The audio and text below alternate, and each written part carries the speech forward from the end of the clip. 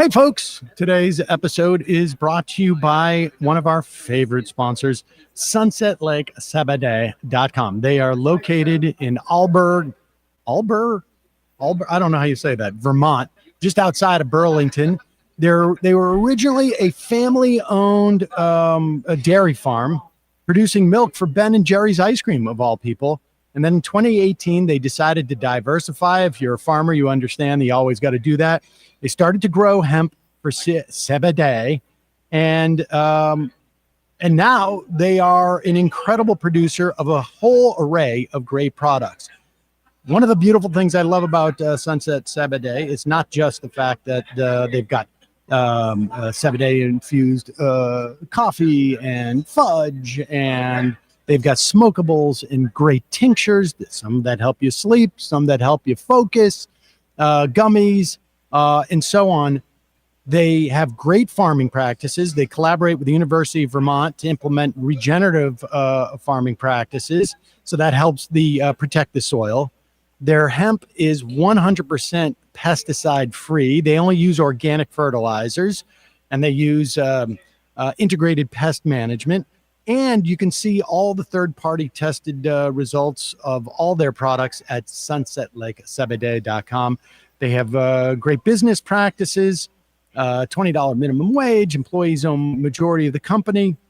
And if you enjoy, some of the recreational things out there, but you don't want to get too confused over the course of your day. Yeah, thank you. The SunsetLakeSabadeh.com is for you. Check it out. SunsetLakeSabadeh.com. Use the coupon code LEFTISBEST and you get 20% off. And now, time for our special show. The Majority Report with Sam Seder. The destiny of America is always safer in the hands of the people than in the conference rooms of any elite. Sam Seder. They are unanimous in their hate for me, and I welcome their hatred. We must guard against the acquisition of unwarranted influence, whether sought or unsought, by the military-industrial complex. The Majority Report with Sam Seder. Ever get the feeling you've been cheated?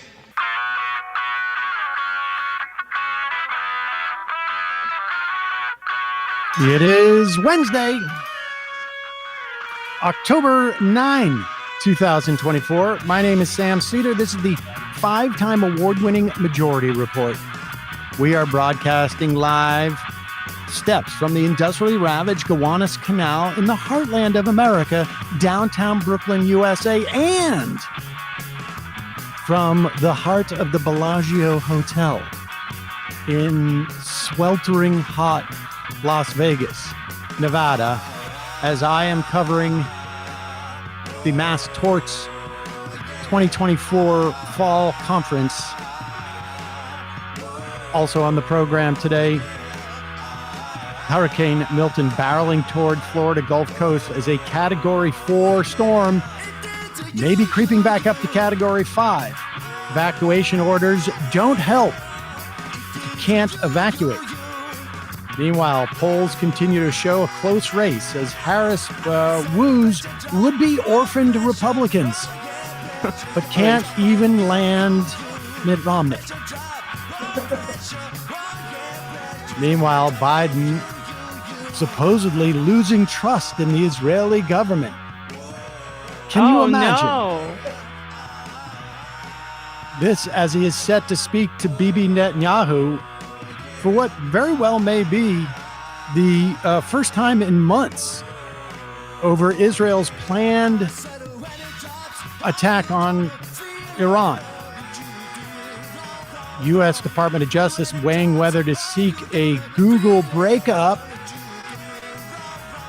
And a new Senate report shows that the Trump White House blocked the FBI Kavanaugh sexual assault investigation. Interesting symmetry there, but we'll talk about that in a moment. Supreme Court allows a ban on emergency abortions to remain in place in Texas. Boeing machinists remain on strike as Boeing walks away from the table. Elon Musk finally gets Twitter X back on Brazil by deciding to comply with Brazilian law. Glenn Greenwald, it's his happy day today. More resignations and accusations of evidence destruction ensnarl the Eric Adams administration, and Republicans continue to pour millions upon millions of dollars to demonize transgender people. This with a new report that shows just how destructive it is to teen transgender kids. All this and more on today's Majority Report. Welcome, ladies and gentlemen. We bring that volume down a little bit. It's a little bit hot, Maya. I am not in Brooklyn, am I, Emma? You are not. You are at the Mass Torts Conference. And Wait, do we have Emma up there? I can't see her up. Oh, yeah, no, we do. Sorry, I was adjusting volume. There you go. Well, I mean, were you about to unveil the Dutch angle? This is the real question that everyone has been asking. And this technological prowess? Yeah. Is that not happening? Things have upgraded for me technologically. Look at that. Whoa. Hello. I was going to mess up my we can't- cropping. So. I'm we sorry. We can't do that when we we can't do that. I'm just saying, this is Sam's Brett Cooper impression. All right, so let me just explain to folks who are not aware of this. More or less for the past 12 years, 13 years, with a little bit of a break during COVID, I will come to Vegas, first as part of Ring of Fire Radio back in the day, and we'll interview, there's twice a year, Mass Torts Conference, and we'll interview a range of lawyers who are bringing essentially, it's not quite class action suits. These are mass torts where, and maybe a little bit later, we'll get into the difference between the two. Well, I'll get into it right now. Mass torts are different from class action. Class action is when everyone has received the same harm. So, for instance, now the Supreme Court has disallowed this, because of arbitration cases. But if AT&T overcharges everybody $5 on their phone bill, that becomes a class. You've all suffered the same harm. A mass tort is where a company takes an action, but there is multiply different results. So, for instance, the BP settlement, when there was an oil spill, that was a mass tort action where you had people who had hotels suffered a loss because nobody wanted to come to the Gulf because there was oil in the water. Shrimpers suffered loss. Maybe there were some people who got cancers. So everybody, you had different types of damages. And in fact, and many times we were on the PFAS, Forever Chemicals case, years and years and years ago, speaking to the original lawyers and then Mike Papantonio, who actually litigated the case. You had in that case, DuPont dumping into rivers a C8 chemical is what it was called. And a court found about 3,500 people within a certain radius got all sorts of ailments they shouldn't have otherwise gotten, statistically speaking. So you had a bunch of different types of injuries. And DuPont basically got bankrupt by this because they owed billions of dollars. Some people had, colitis. Some people had cancers. Some people had other diseases that were a function of this chemical. And there's essentially an algorithm that gets created, and the payout goes in that way. And so I'll be talking to lawyers today about cases that range from, or over the next couple of days, cases that range from basically a porn operator knowing that they're disseminating child pornography, cases where Johnson & Johnson was selling baby powder that ended up causing cancer, and how they're trying to escape paying people out via bankruptcy.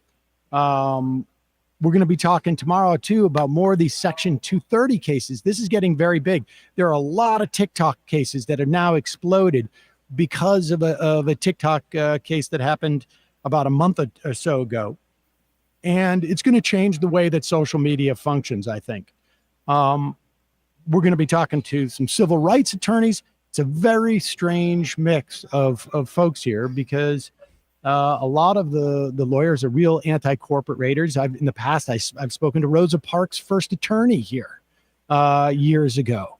And then others, they basically are in the business, if you will, of helping lawyers find cases, manage cases, et cetera, et cetera. We'll talk more about that as it goes on.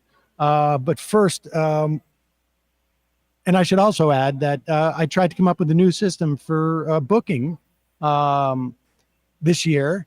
And pro tip, if you are going to be doing the show on West Coast time, that's the time you should set your calendar to, not East Coast time.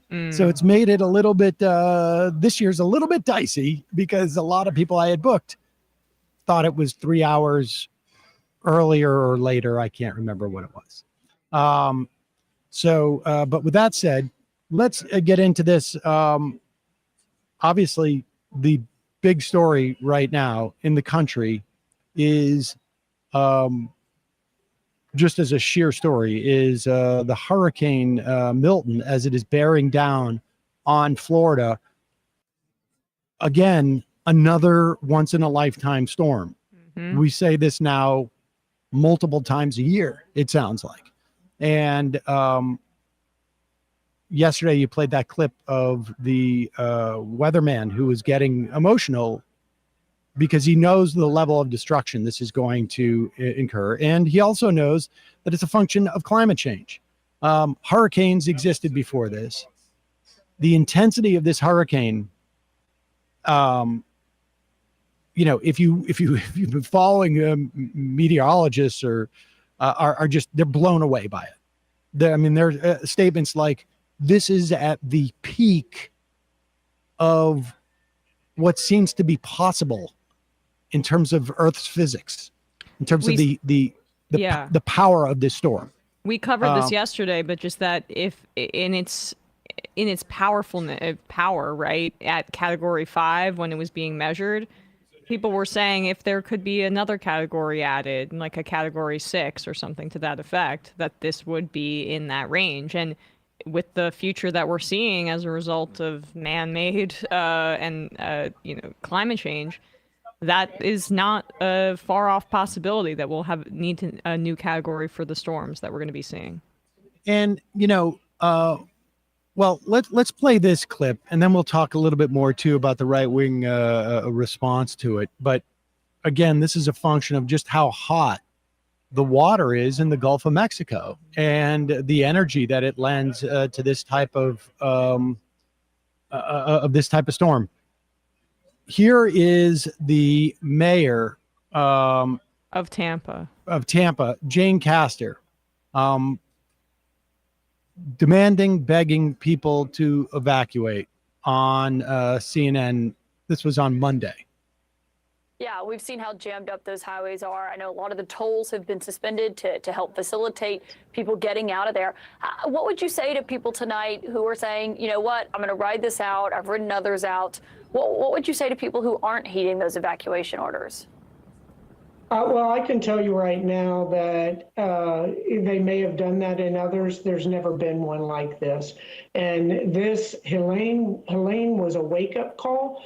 This is literally catastrophic. And I can say without any dramatization whatsoever, if you choose to stay in one of those evacuation areas, you're going to die.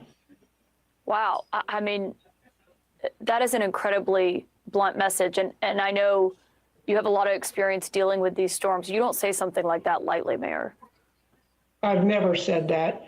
And 10 to 12 foot surge. I mean, if this takes a jog to the south, that's going to save us from the storm surge. But it stays on the track that it's projected to be on right now, or if it goes a bit north, would be even worse. Some of the predictions are saying that Pinellas County, to the south of us, the entire county is going to be underwater.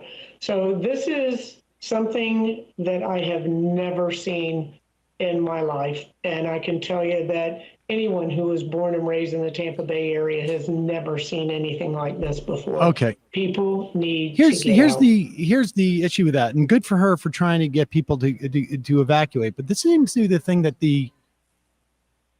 that Helene was not a wake up call about, that the media doesn't seem to be terribly sensitive to, is that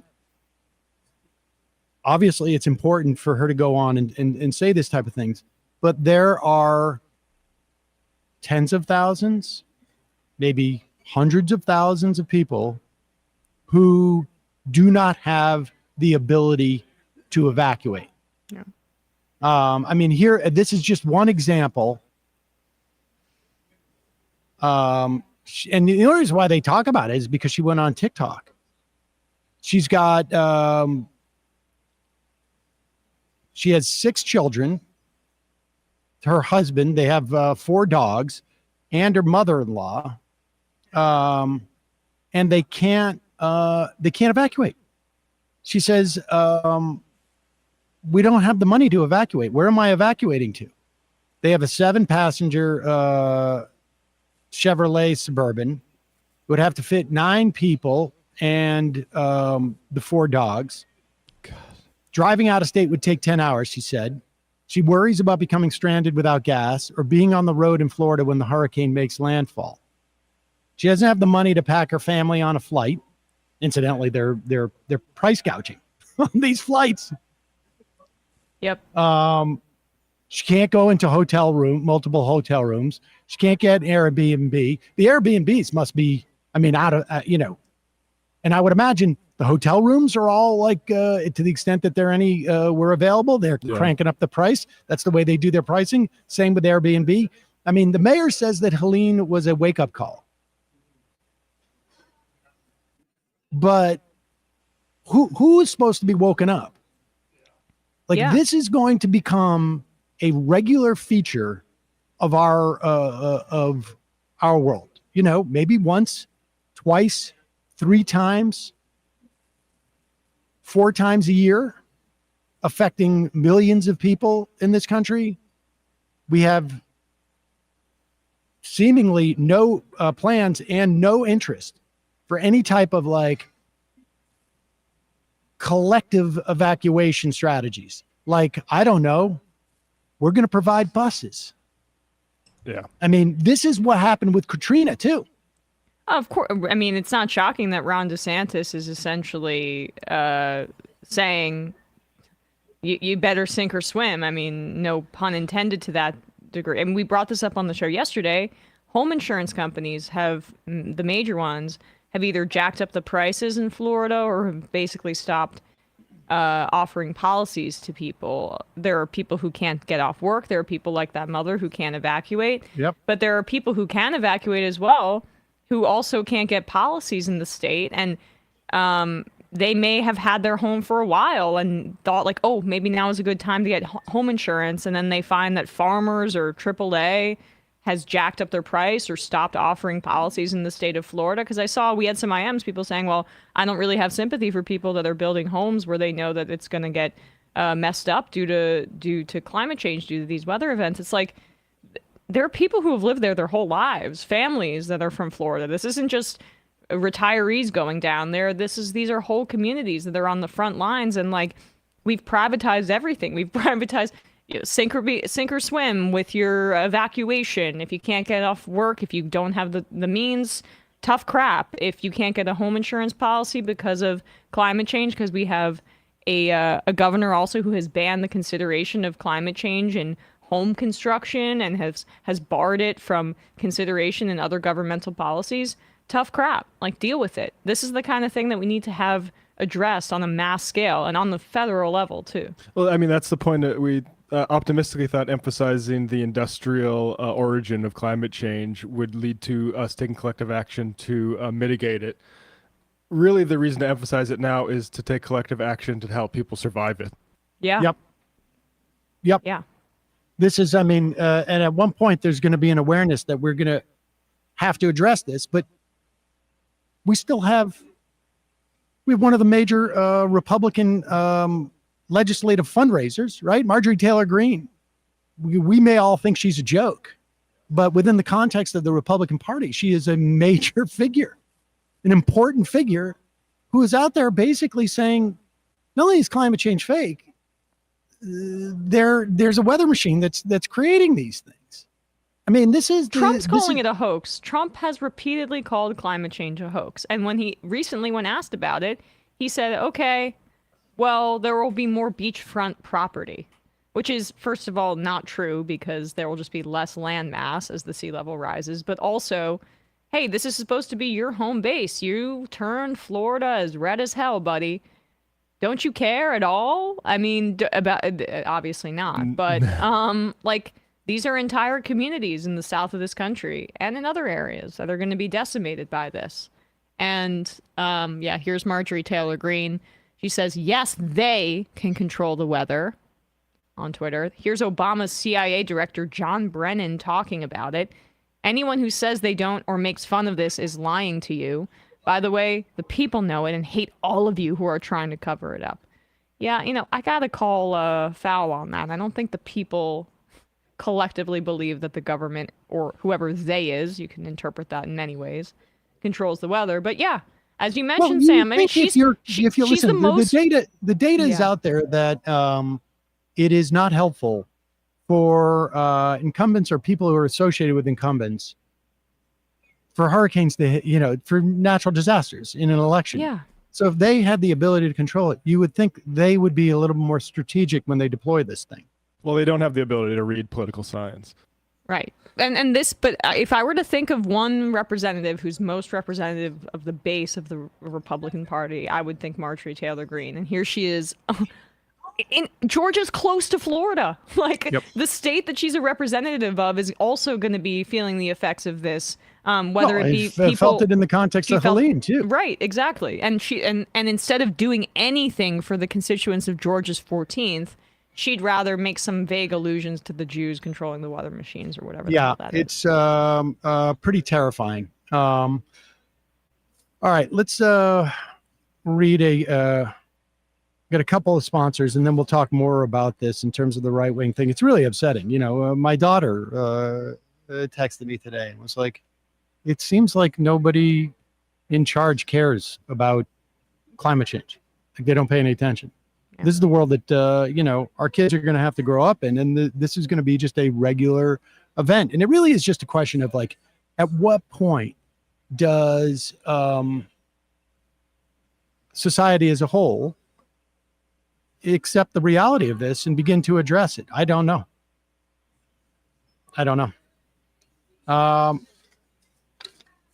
Meantime, we're getting close towards the end of the year. People start to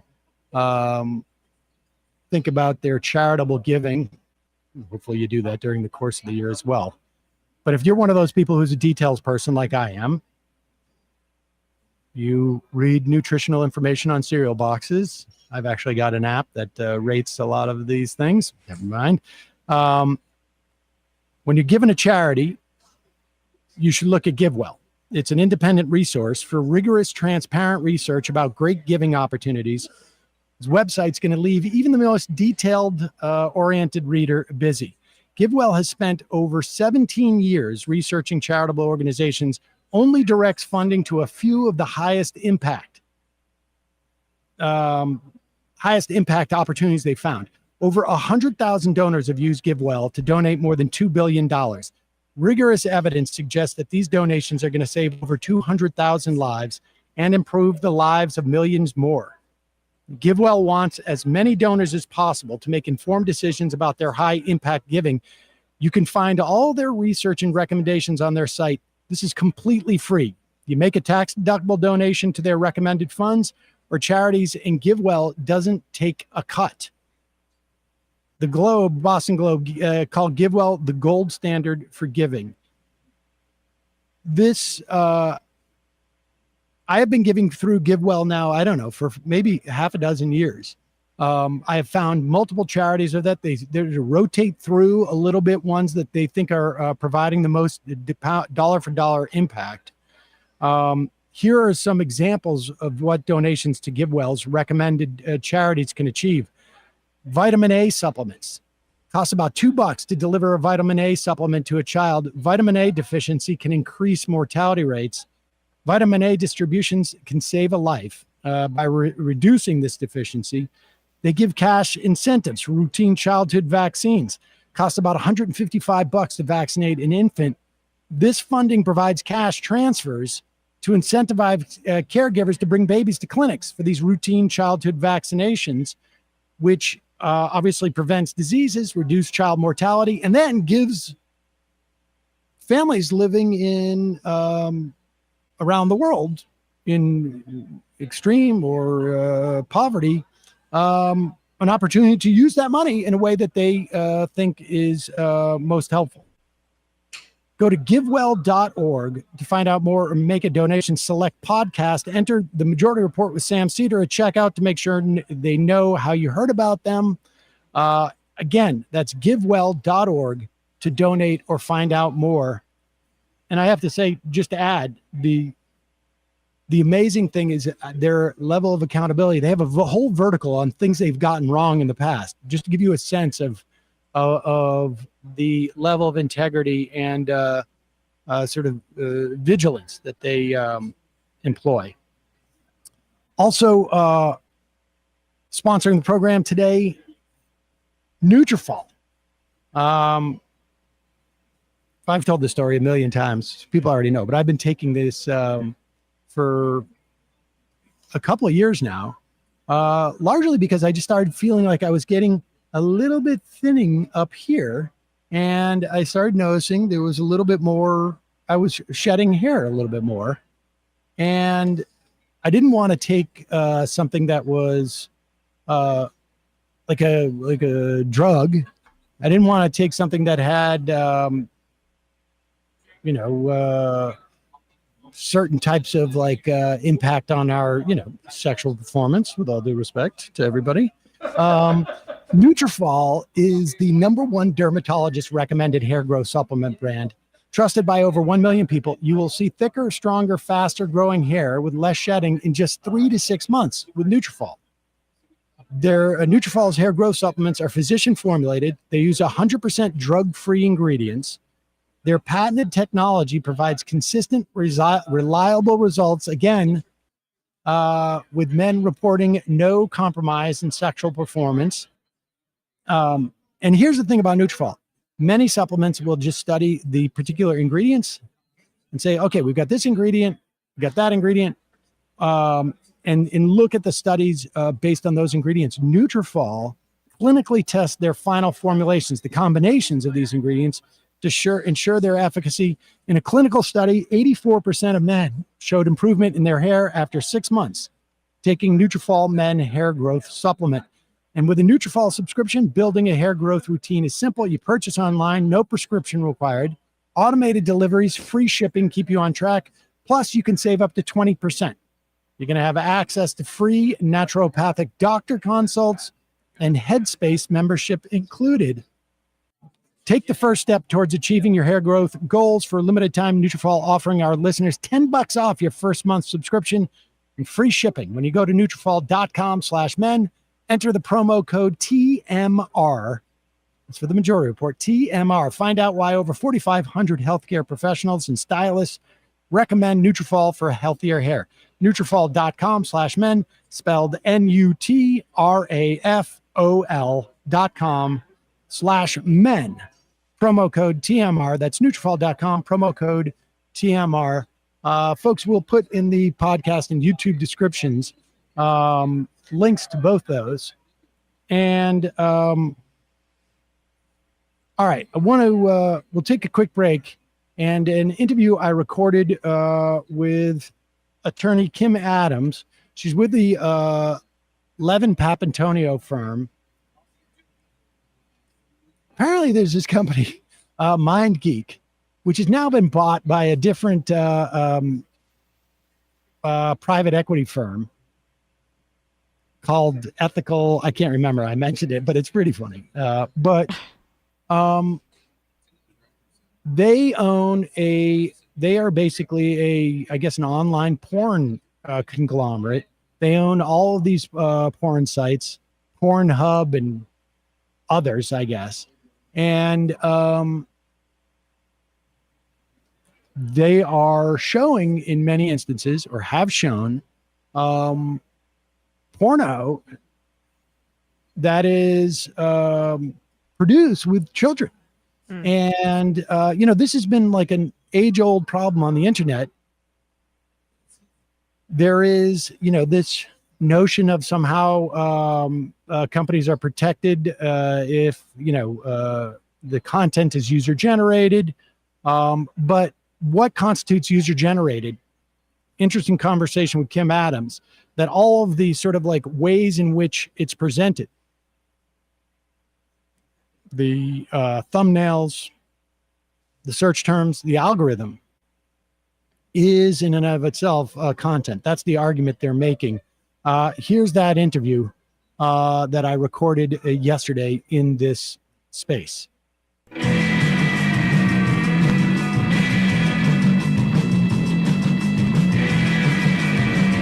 Continuing our coverage of Mass Torts Conference in Las Vegas 2024, the fall edition. I'm joined in the conference room, I guess we could call it, at the Bellagio Hotel. Kim Adams from Levin Law, one of the basically firms that run this conference and have for years. Kim, you're taking a case about essentially like a big porno conglomerate. Walk us through this. Sure. So we filed a case a few years ago against MindGeek and their other affiliates. MindGeek runs the largest pornography site, or was at the time, Pornhub, along with RedTube and a lot of other websites or tube sites that they run. And so our case involved minors who were filmed at the time. They were minors at the time that they were filmed, and their videos were exploited on these pornography sites. So that's kind of the basis of the case. I just want to point out, I did a little bit of research on MindGeek. It is a Canadian multinational, basically pornographic conglomerate, owned by a Canadian private equity firm called Ethical Capital Partners. Now, yes. They've changed their name? That purchase happened more recently than not. Okay. Right. All right. Well, so just lay out for us, like, what is the legal action that one can take, and what is the responsibility that a publishing platform online has in terms of like what content is there? Right. So I think that what gets interesting about any online case, right, is determining who's a publisher, who's not a publisher, a lot of the terminology from the legal perspective. But our allegations involve the fact that as an online platform, in this case, we allege that they created content that encouraged, facilitated, and helped disseminate child pornography. And so our causes of action involve both child pornography possession, dissemination, creation on the one hand, which is a statutory claim. On the other hand, it also involves Trafficking Victims Protection Act, which is a civil case for folks who and companies who facilitate and benefit from instances they knew or should have known to involve sex trafficking. So the trick is not really a trick, but with sex trafficking, minors cannot consent, right, to being sexually exploited. And so for our intents and purposes, minors are victims of sex trafficking. And when you have a pornography site that pays content partners, or who has, as we allege, no barriers to entry for exploiting those minors in videos and images and all of those sorts of things, that is trafficking of that minor. And so that's the basis of the allegation of our lawsuit is twofold.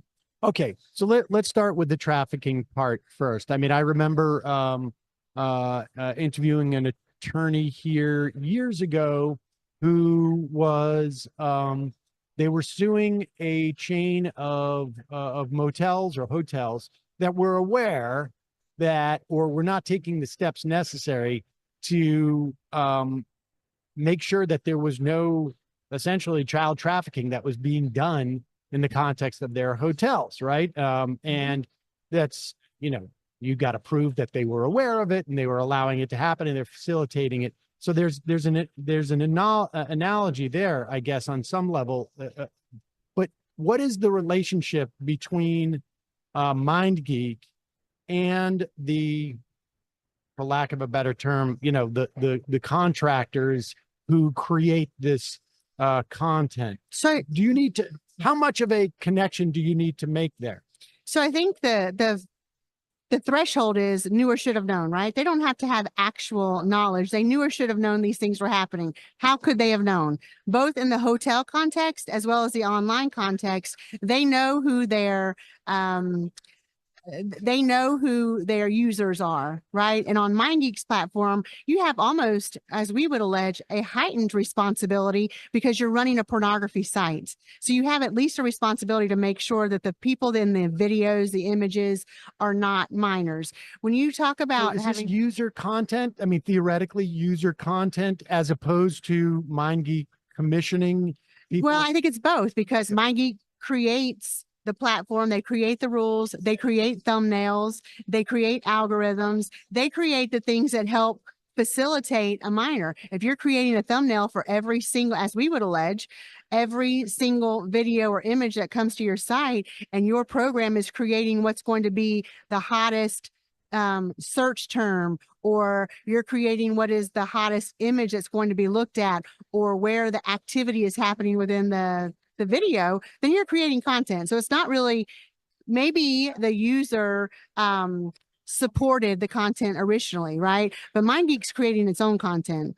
And so I think that's where the difference is. This, I mean, is this analogous to like what that YouTube services provide in terms of like that relationship? Because I wonder how close we're getting to like a Section 230 type of case here. Yeah, well, it's all about Section 230, right? So in YouTube. All right, we should tell us about Section 230, because there's been a big TikTok case that happened, I think, like 2 months ago, and that has completely changed at least the dynamic. And it really was a function of the Supreme Court almost being hung by its own petard in terms of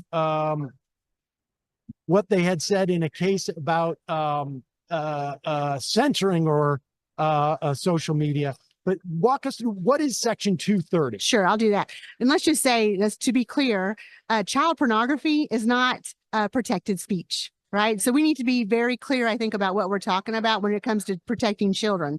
With Section 230 is an immunity statute, and it was created years and years and decades ago, right? And it was Telecommunications Act. That's right. Telecommunications Correct. Act of 96. It was an effort to facilitate online providers, right? The internet was exploding, so they wanted a way to protect those people. And at that point, people were simply posting things, and you had platforms that supported it. Right. It's a platform versus a publisher, was sort of the vague distinction, right?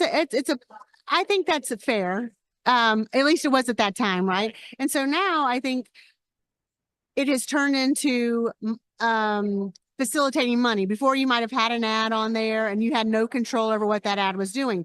That's not the case anymore, right? If Pornhub, as we would allege, has its material on there, Pornhub is going to bring in marketers that are tracking categories they create, terms they create, algorithms that they create. Now, there is a circuit split in the federal bench on whether or not algorithms bust through immunity or not, right? We don't know if you're entitled to immunity. I think the U.S. Supreme Court heard the Google v. Gonzalez case, which was all about YouTube.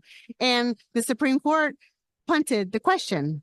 And I think that when the right case gets there, there will probably be a reworking of Section 230. You see And often, just to be clear, yeah, circuit split means that one of 13 circuits has ruled one way, another the 13 circuits has ruled another way.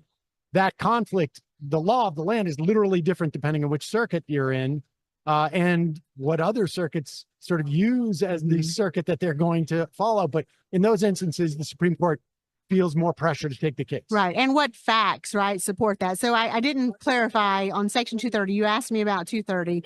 And so 230 is an immunity statute that says any platform that is just a publisher is being looked at as a publisher of third-party content. So if Sam wants to write an article, Kim wants to write an article, and you publish that the platform owner should not be touted with policing what a third party is developing.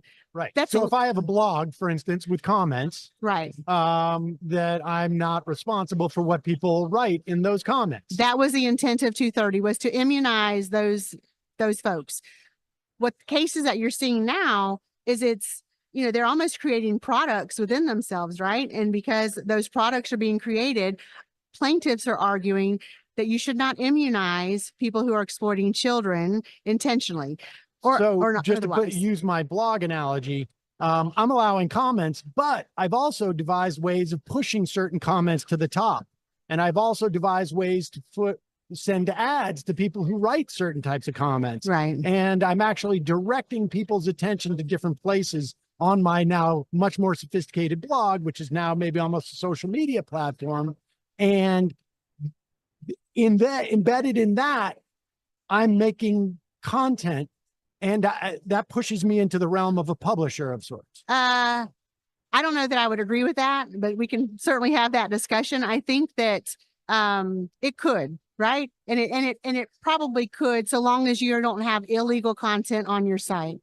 And I think that the difference here is the conduct we allege is so egregious on these website platforms that are exploiting children, all of your social media platforms, that I think legislation and the court systems want to put a stop to it. Right. So this goes beyond 230 into a realm where this is not, there's actually a whole separate, distinct set of law associated with child pornography. Yes, there is that pillar. However, what we allege is that 230 does not apply, A, because they're creating content. If you're creating content, 230 does not apply to you. Or B, let's say the court doesn't agree with us, we would then go into some of the fixes that they've tried to do with 230 with there's another legislative statute that says, okay, well, we're going to let you sue a website platform owner, but your conduct has to rise to the level almost of like criminal conduct or intentional conduct. But we have those allegations in some of these cases, which you don't always have with other content providers, if you will. So I think that what we have seen, at least in our case, on the MindGeek case, we won the motion to dismiss, and that's just what we allege versus what the defendants allege. The court said, yes, there's enough information here to move forward. I'm not going to dismiss the case based on MindGeek's allegation that they are a hosting provider, but certainly that's what they want to be, right? We're just a content hosting provider. And so the court, at least at that stage, said, no, we're not agreeing with that. The court also certified our class action, which was essentially saying that the scope of our class is anyone who is a minor under the age of 18 at the time a video or image was produced, and was that video or content was made available for viewing to the open public on those platforms, is a potential member of this class.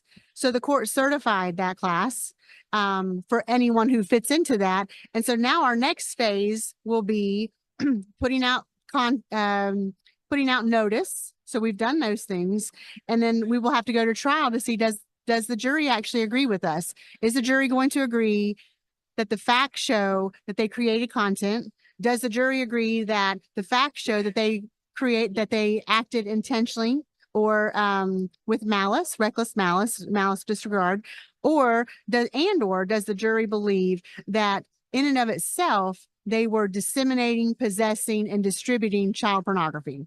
So those things will still have to come to a jury unless something else happens with the case. But right now we've hit all the marks, and our next step would be summary judgment.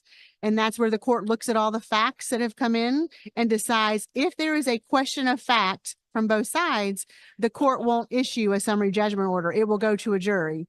The court could look at all the facts and say it will be impossible for a jury to see this case some other way than the way that the plaintiffs are alleged it or the way the defendants have alleged it, and could make a ruling. So it's basically saying, like, here are the facts. We don't need to adjudicate them. That's correct. And the judge is capable of adjudicating the law in this instance. That's right. How many plaintiffs do you have at this point? So there are hundreds of plaintiffs that fit into this bucket. With regard to how many potential class members, there are thousands of class members that fit into this. And upon our estimation and assumptions. In terms of that first motion that the court dismissed, the idea is that essentially, like, we don't operate, we're not a content provider, we're just a content hoster, essentially. That seems like a big ruling in terms of, like, building the building blocks for a future verdict against the defendants, right? Because that seems to be their number one defense. It is. So yes, if the court ruled in any case that Section 230 immunity does not apply to them, then absolutely. What you're seeing on TikTok, Snapchat, some of those other cases is creative allegations also. They're saying that this is a product liability case. Section 230 doesn't even apply whether they created content or not. They created an app or a program or a product within their platform. And so now you're looking at product liability law. You're not looking at trafficking law. You're not looking at child pornography dissemination, those laws. You're looking at product liability law, like what we're here at this conference talking about. I see. But my understanding is that TikTok case, the one that was brought by, I think, parents of a child who killed herself accidentally by doing something that on TikTok was like the rage. Mm-hmm. That there was that the court said, citing the Supreme Court in that other case of whether you could censor political thought or whatnot on the social platforms, and they said you can't make us censor political thought because we have a First Amendment right here because we're doing expression. In this subsequent case that they determined, well, if you have a First Amendment right, then you are exercising speech. And if your platform is exercising speech, you're not just a host, you're a publisher. Yeah. But that's not implicated in your case. No, it's not. And I think hosting versus publishing, I view those almost as the same. Right. If you're hosting content or publishing content, you're hosting content that you are acting as a publisher to evaluate. So I view those as the same sort of, or similar at least, as opposed to creating content where, and I'm not overly familiar with the TikTok case. Okay. Yeah. Okay. And so in this instance, Pornhub or whatever these outfits, they're actually creating the pornography. That's our allegation, is that well, if you're creating even a thumbnail of child pornography, you're creating content. You don't have to create the actual content. You have to materially contribute to the illegality of the content that's out there. I see.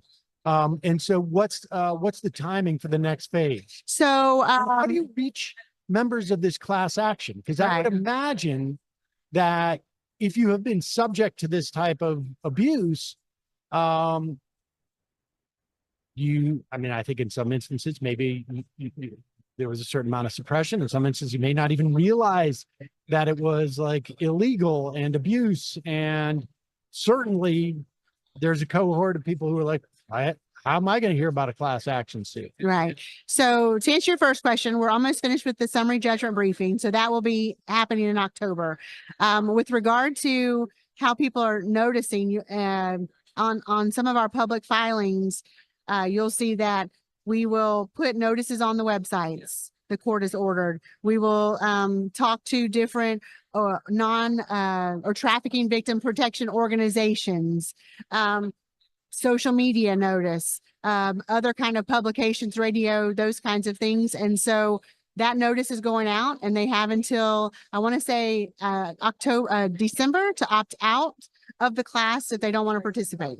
I see. And then in these instances, essentially your class action will allow people who, even if they find out about it later, will be able to recoup some type of compensation or whatnot, but they will not be able to pursue their own case similar to this one. Unless they exclude themselves from the class. Correct. They will be subject to the rulings by the court in the class action. So if the court rules against us, let's say, then it would rule against all class members unless they have opted out of the class. Have you guys entered discovery yet?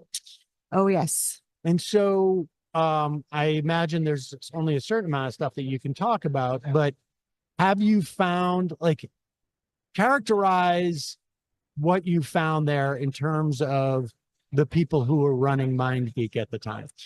So I guess the only thing I can say about that is there's a lot of public articles where the heads of those organizations have written very publicly about how they feel about the case and how they feel about those things that are going. I can't speak to kind of what the discovery actually showed, but I think that when you go onto the public viewing platforms, you can kind of see how they feel about it. So we feel like our case is very well supported. Our allegations are very well supported. I think that, you know, the Canadian folks that run these platforms are not necessarily, weren't, I should say. I don't know the new folks. And I'm hopeful that because of these actions, that all of the social media and pornography sites are doing a better job at protecting the youth. So I'll just say that. And I'm hopeful that whoever the owner is and whatever the owners are doing at this point, that they're making every single effort they can to block children from being exploited on their site. They control those powers, right? So it's amazing because I know this was like an issue 30 years ago. The late Barry Crimmins, a comedian from Boston, testified in front of Congress about what was happening on AOL's platform with this stuff. It's amazing that this still goes on in such, you know, such a commercial, like public facing enterprise. It is amazing, and it's very sad. We have to do more for our kids. Kim Adams from Levin Papantonio, a law firm. Thank you so much for your time today. Thank Really you. appreciate it. Appreciate it.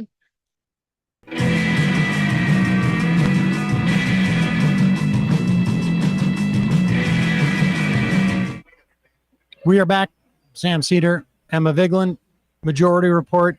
I am in Las Vegas, Nevada for the twice a year. What is it? Is that biannual? Biannual. Yep. Biannual Mass Torts Conference. That was Kim Adams talking about the cases around going after this company, MindGeek, owners of Pornhub and I guess other porn sites. In the next 5 or 10 minutes, hopefully I'll have Andy Birchfield here talking about the Johnson & Johnson bankruptcy that came out of the ruling that they had culpability in having, you know, essentially like a putting out baby powder, knowing that it could cause cancer,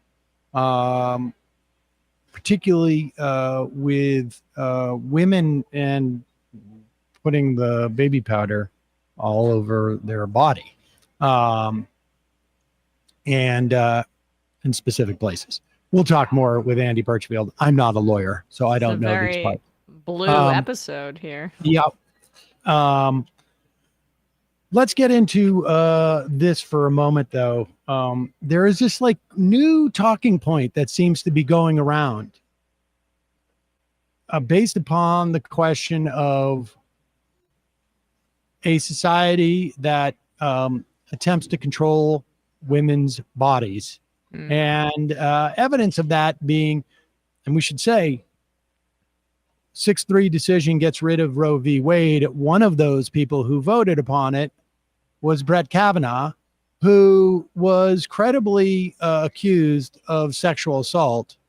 And we were told at the time of his hearings, and recall, it was Dianne Feinstein that sat on these charges for these accusations for an extended period of time. There's every reason to believe now that Dianne Feinstein was suffering from early stages dementia at that time. Yeah. And who knows whether that impacts her decisions in that moment. Nevertheless, it certainly seemed to impact him when she was talking about, hugging Lindsey Graham, the next set of hearings and whatnot. That was during the Amy Coney Barrett ones where she put up 0 fight, and it was quite clear that exactly things were not all there at that point. And so here you have a guy who the Trump White House basically prevented the FBI from investigating Brett Kavanaugh. All right, I have our guest here. So we'll table that. We'll table that.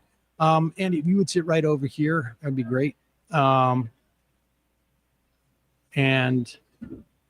terrific. All right. So let me just switch my camera over. Can I just, and then we'll get a sound check. Andy, can you just talk into that? Andy Birchfield from Beasley Allen. There we go. Hold on 1 second. All right, here we go. Let me get this microphone a little bit closer to you. All right. How's that? Oh, that's great. Hold on 1 second, and we're going to switch our camera over.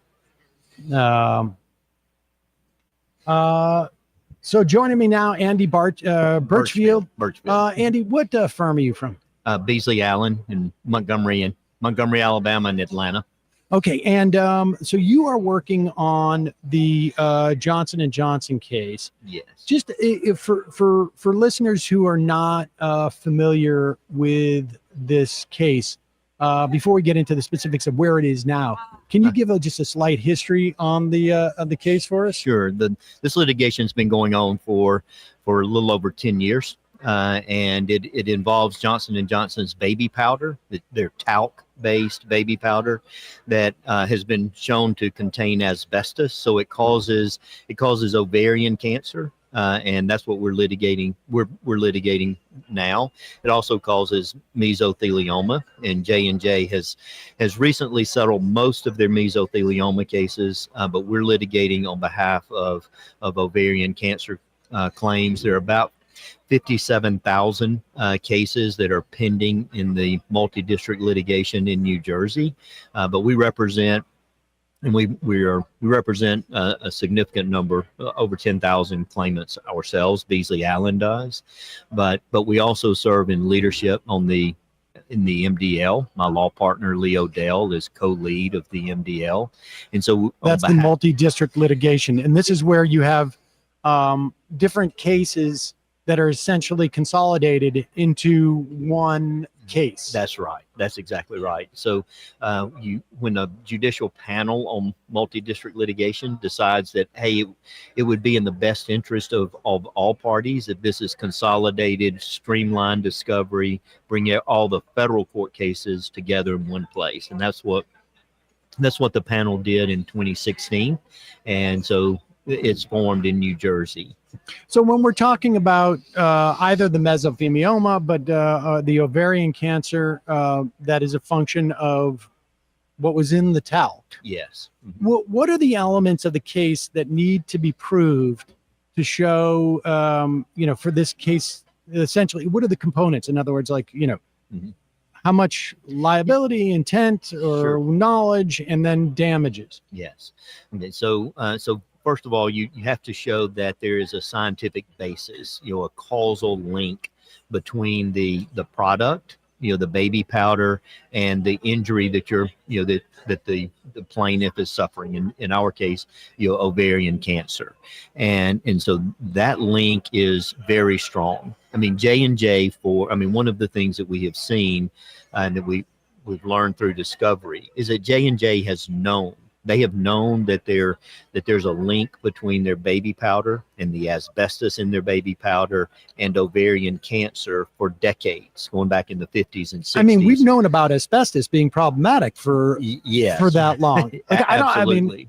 I have to say, there's a lot of people probably listening right now. Is how does a company know? I mean, asbestos. Yeah. I'm of the age of and I remember this became a big deal, and I also now I'm aware if you've got to abate asbestos in a place, it's incredibly expensive because it's so dangerous. Yes. How does a company justify? It's just like an individual working at Johnson & Johnson. We have asbestos in our powder. Isn't that a problem? Well, they have made a very dedicated and elaborate effort to cover up the fact that they have asbestos, and they will deny it. They'll deny that there's asbestos, in their talc, although there's been test after test after test. Their own testing for decades has shown that there is asbestos in their talc, but yet, I mean, it's what we're seeing over and over again. You deny it over and over again. You deny it loudly and cause doubt. What is the function of asbestos in talc? In other words, why would they just take it out? Yeah, the problem is, so talc is a natural mineral, and when with your talc mines, there is asbestos veins that run through it. So it's not a matter of being able to to remove it. That would be a costly process. So removing the asbestos from the talc is really difficult. But what we have seen, and what's so egregious here, is that J&J for decades has had a safer alternative. They could have, instead of using a talc-based baby powder, they could have used cornstarch. Right. And in fact, that's what's on the shelves today. You go to, that's what J&J is. They pulled talc off the market, talc-based baby powder off the market in the U.S. since 2020, and they have cornstarch. But they knew that. They had a patent for the cornstarch decades before. They just chose not to do it. Why? Because baby powder was their iconic brand, and they just didn't want to. I mean, they didn't want to mess with success, right? And part of that seems to be part of their elaborate cover-up effort as well. And okay, so where I want to sort of circle back to this, but let's get through sort of the details, because I'm just curious as a lawyer, when you come across this stuff, how it blows your mind, I would imagine. But where are we in the process now? So they have settled or come to an agreement on the mesothelioma side, and this is presumably I would imagine impacts babies. Your cohort is probably more is it women, more grown adults, but I would imagine babies. Mm-hmm.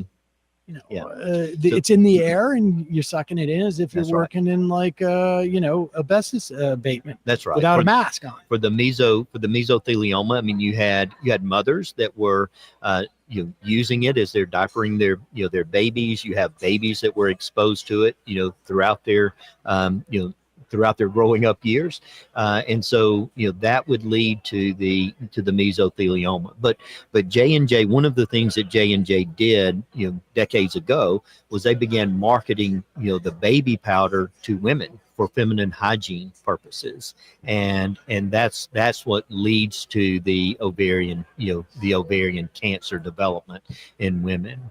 And so what's the status of that of those cases? Okay. So we began filing cases. There were a string of verdicts in 2016, 2017, 2018, and then as more and more cases were being filed, J&J was facing more and more lawsuits and trials going forward. Then they pivoted and they filed bankruptcy. Not for J&J itself, but they did what's called the Texas two-step. And they take They take a subsidiary, they moved that subsidiary to Texas. They split that subsidiary in half. It's called a divisive merger. And they put all of the assets in one company, moved it back to New Jersey. They put all the liabilities, all of their talc liabilities into a separate subsidiary, and then moved that subsidiary overnight to North Carolina and filed bankruptcy in North Carolina for all of its talc liability, just that subsidiary. And so, okay, so let me ask you this: why? What is it about Texas law that allows for that, as opposed to why don't they call it the Delaware two-step? Yeah. So Texas in its business code has a provision that allows a company to divide, and they call it a merger. So it seems odd for sure, but it's really designed for this purpose. They split the company and they call it a merger, and that allows the company to do this, to put all of their assets in a company and their liabilities, and it is crazy. So if I have student debt, let's say, and I am in arrears on my electric bill, and I haven't made my car payments, can I file in Texas that the Sam Seder that owes this stuff is a separate entity from the Sam Seder who's making money on the majority report, and then basically just say, like, good luck, guys, from getting it from the deadbeat Sam Seder? Yeah, but we can't, right? You can't because of this. This is a bailout for the wealthy. So to do this, to go through the bankruptcy, it would cost hundreds of millions of dollars to, what J&J has spent hundreds of millions of dollars in this bankruptcy process. So for a student debt, it wouldn't make sense to go through that process. It's really a bailout for the wealthy corporations, and we've seen it because they're on the hook for much more than $100 million. Exactly. Exactly. They have to spend a lot of money, but they save tons more. How much money has Johnson & Johnson made up until 2020 when they switched to cornstarch? How much money did they make from talc sales over the course of? Yeah, I don't know. It's a ton of money, because they've sold talc for it's 100 years, and so it's more than a billion. Yeah. Multiple billions, right? Yes. But it's not just the sales from the baby powder that's driving J&J and J&J's actions here. The company Johnson & Johnson, has lots and lots of products, medical products, pharmaceuticals, consumer products. They've got a lot, but it's baby powder that they consider their golden egg. It was their image. Right. The baby powder, I think, is the most familiar smell in the world. It's up there. So it was their iconic brand. It was tied to their image. That was more of a driving force than just the sheer revenue from the baby powder. It was image and reputation, and that's right.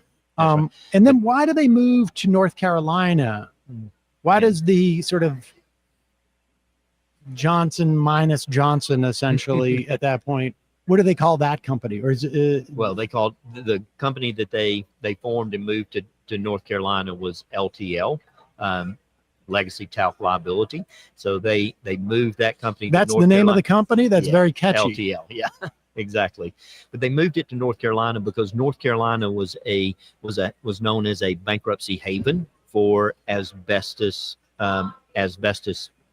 liability companies, and so there were a number of cases that were pending, in North Carolina.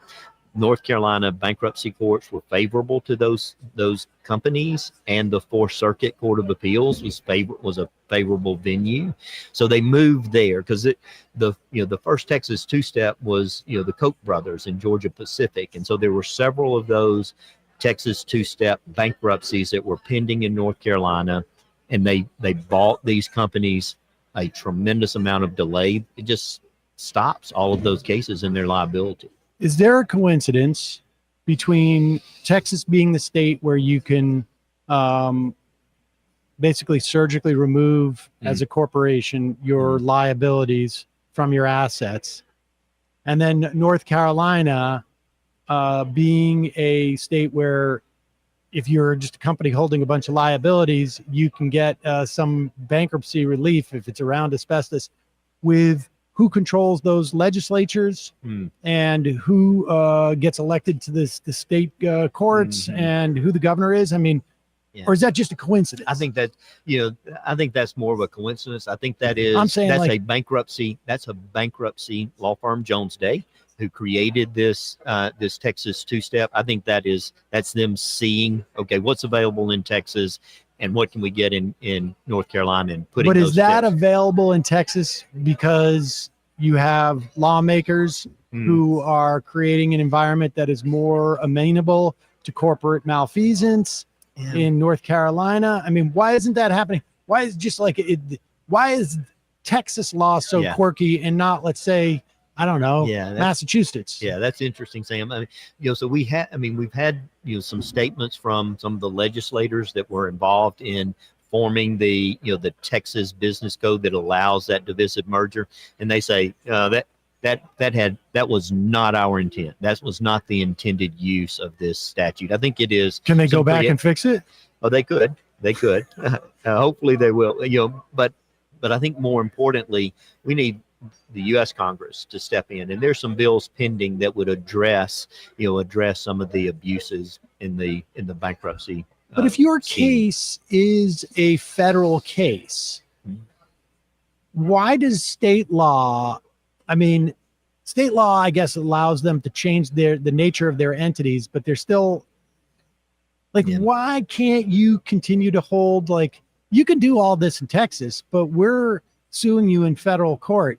Right. And as far as the federal court system is concerned, you still have this liability. Right. Why doesn't that happen? It's not so much an issue of who has the liability. I mean, because Johnson & Johnson, I mean, we have the evidence to show Johnson & Johnson's on the hook. The parent company is on the hook, and we will continue to pursue that. But one of the most egregious aspects of bankruptcy here is that you have Johnson & Johnson, a $400 billion company, and they are getting the benefit of bankruptcy. So they file their subsidiary, and then the bankruptcy, one of the things that they ask for immediately in bankruptcy is stop all of the cases, not just against the debtor, that subsidiary LTL, now it's Red River in their third bankruptcy.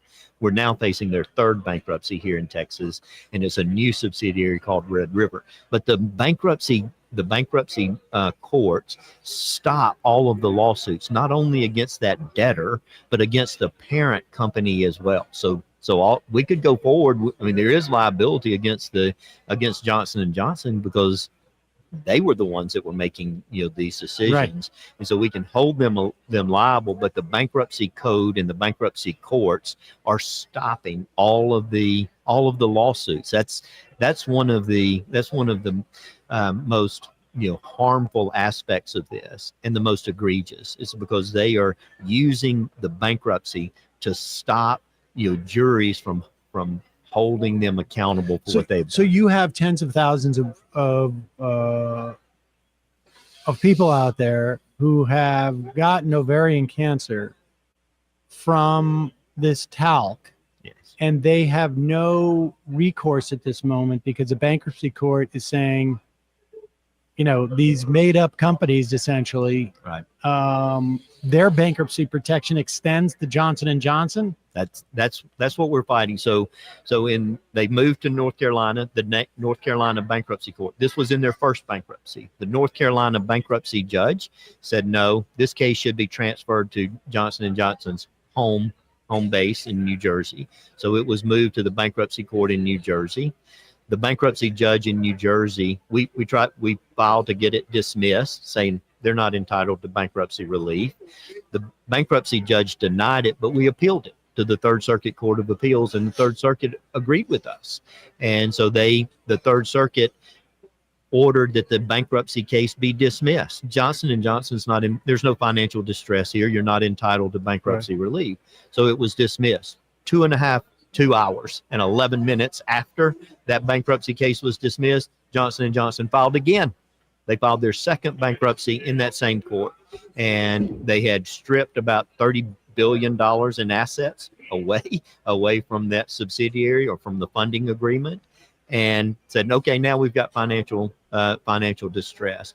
The bankruptcy, so we had to fight another motion to dismiss. This time the bankruptcy judge dismissed the bankruptcy.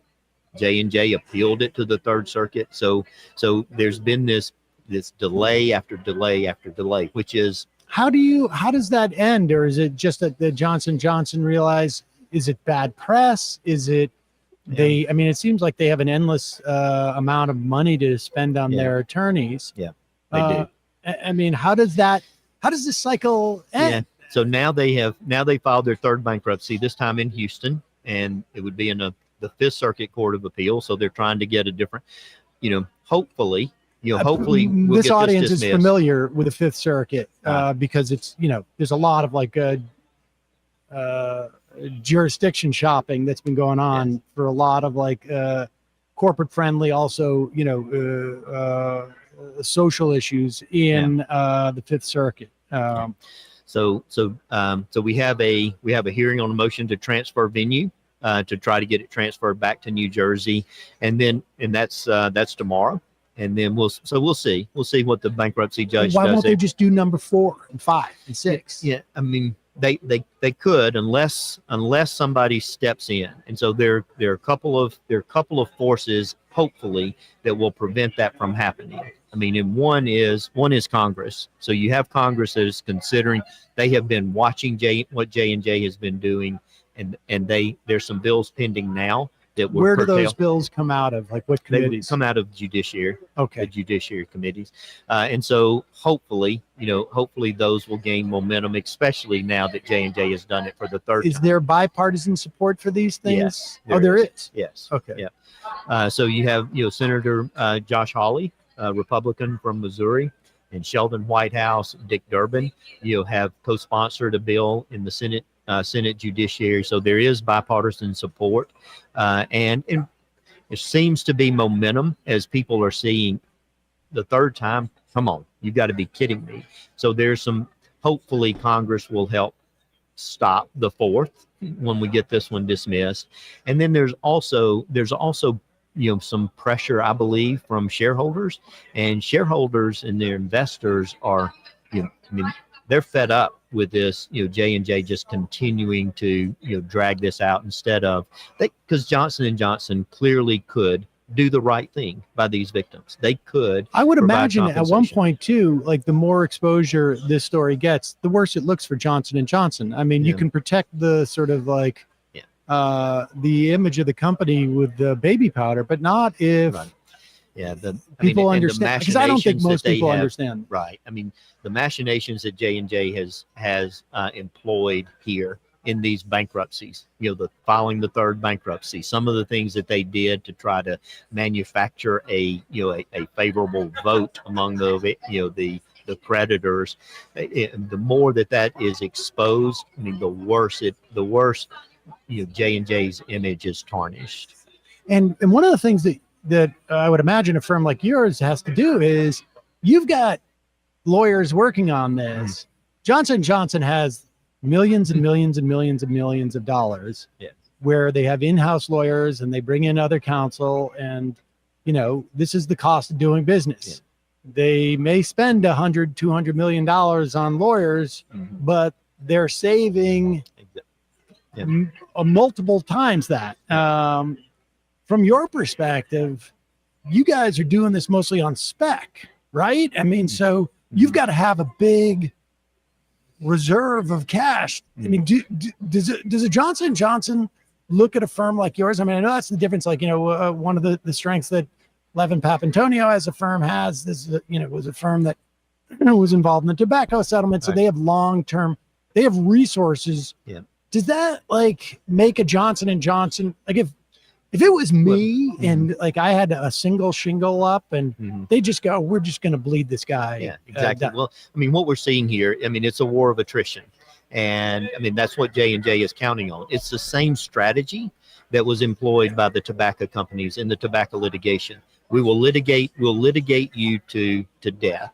and they're counting on the ovarian cancer, these cancer victims, just to grow tired and weary, and the lawyers that are representing them to grow tired and weary, and that they will take pennies on the dollar. But J&J has seriously underestimated the resolve of the cancer victims, and they've underestimated the resolve of the firms that are representing them. Andy Birchfield, thank you so much for your time today. Really appreciate it. Thank you. Fascinating stuff. Great to be with you, Sam. Thanks. All right, folks, let me switch my camera back here. And we'll get back into it. Let's bring Emma back in. Thank you again. Hello, hello. That's nuts. I wonder if most people know about that in terms of the the talcum powder. Yeah. I mean, I think people probably noticed that it turned to cornstarch in the past couple of years. But I mean, this is the sort of, and I suspect I'm a little more skeptical of like where this bipartisan nature of this bankruptcy reform is going, but we'll see. Hopefully Democrats retain the Senate and we can sort of like eliminate the ability of corporations to do this. It's just one more aspect of like the corporate structure, which is so problematic, I think, in the context of our society. There are things that are good about corporations, obviously. Yeah, they're people. But I mean, they're associations of people. But the way it can function at arm's length when it's about a liability or a responsibility, and then the way that it's like closely held when it's about, we want to deny women health care in their insurance, or we need to be able as a corporation to give as much money as possible to our political system because that's freedom of speech. I mean, it's nuts. It would be, I would have a far less problem with it if there was some measure of consistency in the way that the how corporations exist. But be that as it may, let's talk about let's get to 15. You want to do that here. Hannity thing again? Yeah. We were saying earlier that new report out from the Senate, who's been working on this report, I guess, for a couple of years, on the FBI's behavior in investigating the credible charges or accusations of Brett Kavanaugh being a sexual assault. There were two women. We heard from one, Steve Blasey Ford. Blasey Ford, who testified at the Kavanaugh's hearing. There was a second woman who I believe knew him at Yale. And apparently there were a lot of other tips, but the White House was responsible for telling the FBI, do not investigate the question of his sexual assault charges. Now, I also imagine there may have been other areas where they said, do not investigate. We still never found out who paid off his mysterious, and I say mysterious, ticket debt? Because the huge baseball ticket debt in and of itself was weird, right? I mean, like you're a sports junkie, but you're racking up that kind of debt on baseball tickets. Something's weird about that. Right. I mean, this isn't some guy that's, making minimum wage and maybe has a bit of a gambling problem or an addiction to sports. This guy is somebody who, I guess, in theory, had some right-wing benefactors. We know that Clarence Thomas did.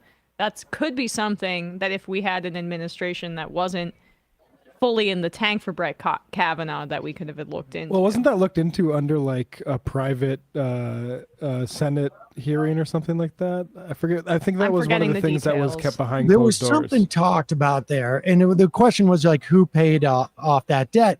But also, I don't know how much attention the idea of the debt itself. Like, that just sounds to me like a weird thing to have debt. And you wonder, you know, all I can tell you this is one of the concerns that people have about, you know, Donald Trump's watch deal. Have we talked about this? Mm-hmm. Trump is selling these watches, these Trump watches that are supposed to be high end. He's doing like the sale of he's selling some that are like $500, but he's also selling 147 of them that are $100,000. And some watch experts have looked into it, like collectors and people who buy them as investments, and they've basically said this is the most insane ripoff you could imagine. Haters. They'll say things like, you know, made in Switzerland or parts made in Switzerland, and you look it up, and yes, some of the parts are, but then they're sent to China to be assembled, and a majority of the most You're playing the game called capitalism. lucrative parts of these watches are manufactured in China. I mean, that matters for collectors for watches as things These are that crappy appreciate watches. in value. They're crappy watches. Like, And- but a fancy watch would not be a bad investment, but this is because it appreciates in value if it's rare or whatever. But Trump is literally just doing it to scam people because the value of the watch is like just a few $100s. What? No. No. No, what? This is my point, because the watches are garbage, but if I have the ability to buy 147 watches at $100,000, I have the ability to put $14 million into Trump's pocket or campaign, let's say, and I may not want a watch. I may not care about the watch. I just want to figure out a way of getting money to them. Oh, you're the guy who bought those watches? I'm just saying that, and this is the same thing with the digital cards, right? It's just like a simple way, like, here's an excuse to give me money. Right. And I just think there's something fishy about just having that kind of baseball debt. It becomes a currency, maybe? Yes. It becomes a currency. It becomes some other way of transferring money. It becomes some other way of hiding other debts. Who knows? But here's the point. We can't know because the FBI was prevented from doing the sexual assault investigation. And I would bet my bottom dollar on every other investigation. There's no reason to believe that the White House didn't just say, you can investigate this. Like, did he cheat at squash? That's it. And, go to town on that. And so the reason why this becomes more relevant, or at least worth noting, is because this report came out from the Senate this week. But also there's this growing talking point on the right, because they realize in the run-up to the election that one of the things that's going to be driving the turnout and the vote this year is the overturning of Roe v. Wade. And so you have a guy who was credibly accused of committing sexual assault, we were told investigated by the FBI about it, but was not. Voting to get rid of an individual right that more or less half our population needed to protect their bodily autonomy, and so the right wing's sort of freaking out about it, and they're really going deep to try and figure out how to push back on this. Here is Sean Hannity addressing the question as to whether our government imposes some type of restrictions on men that are not imposed on women. And incidentally, I just should say this right up front. It's 2024. She sits down with the host of this Call Me Daddy podcast. And, what's interesting about this is she says, well, there are no laws that make a decision for a man's body. I want you to listen to this, and then ask yourself, well, wait a minute, are there laws that the government can make a decision for a man's body? I'll tell you on the other side. I want to take a moment, and can we try to think of any law that gives the government the power? I just wanted, this is important. I'm sure you've talked about this, Emma. I don't know if you talked about it in the past day or two, this podcast, right? I mean, this is a host that came off sort of a right-wing platform. Barstool.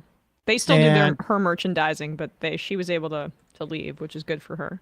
And she is an apolitical podcaster. Totally. She had a big sort of like disclaimer before she had Harris on. She's also invited Trump on. Trump is never going to answer these questions, though.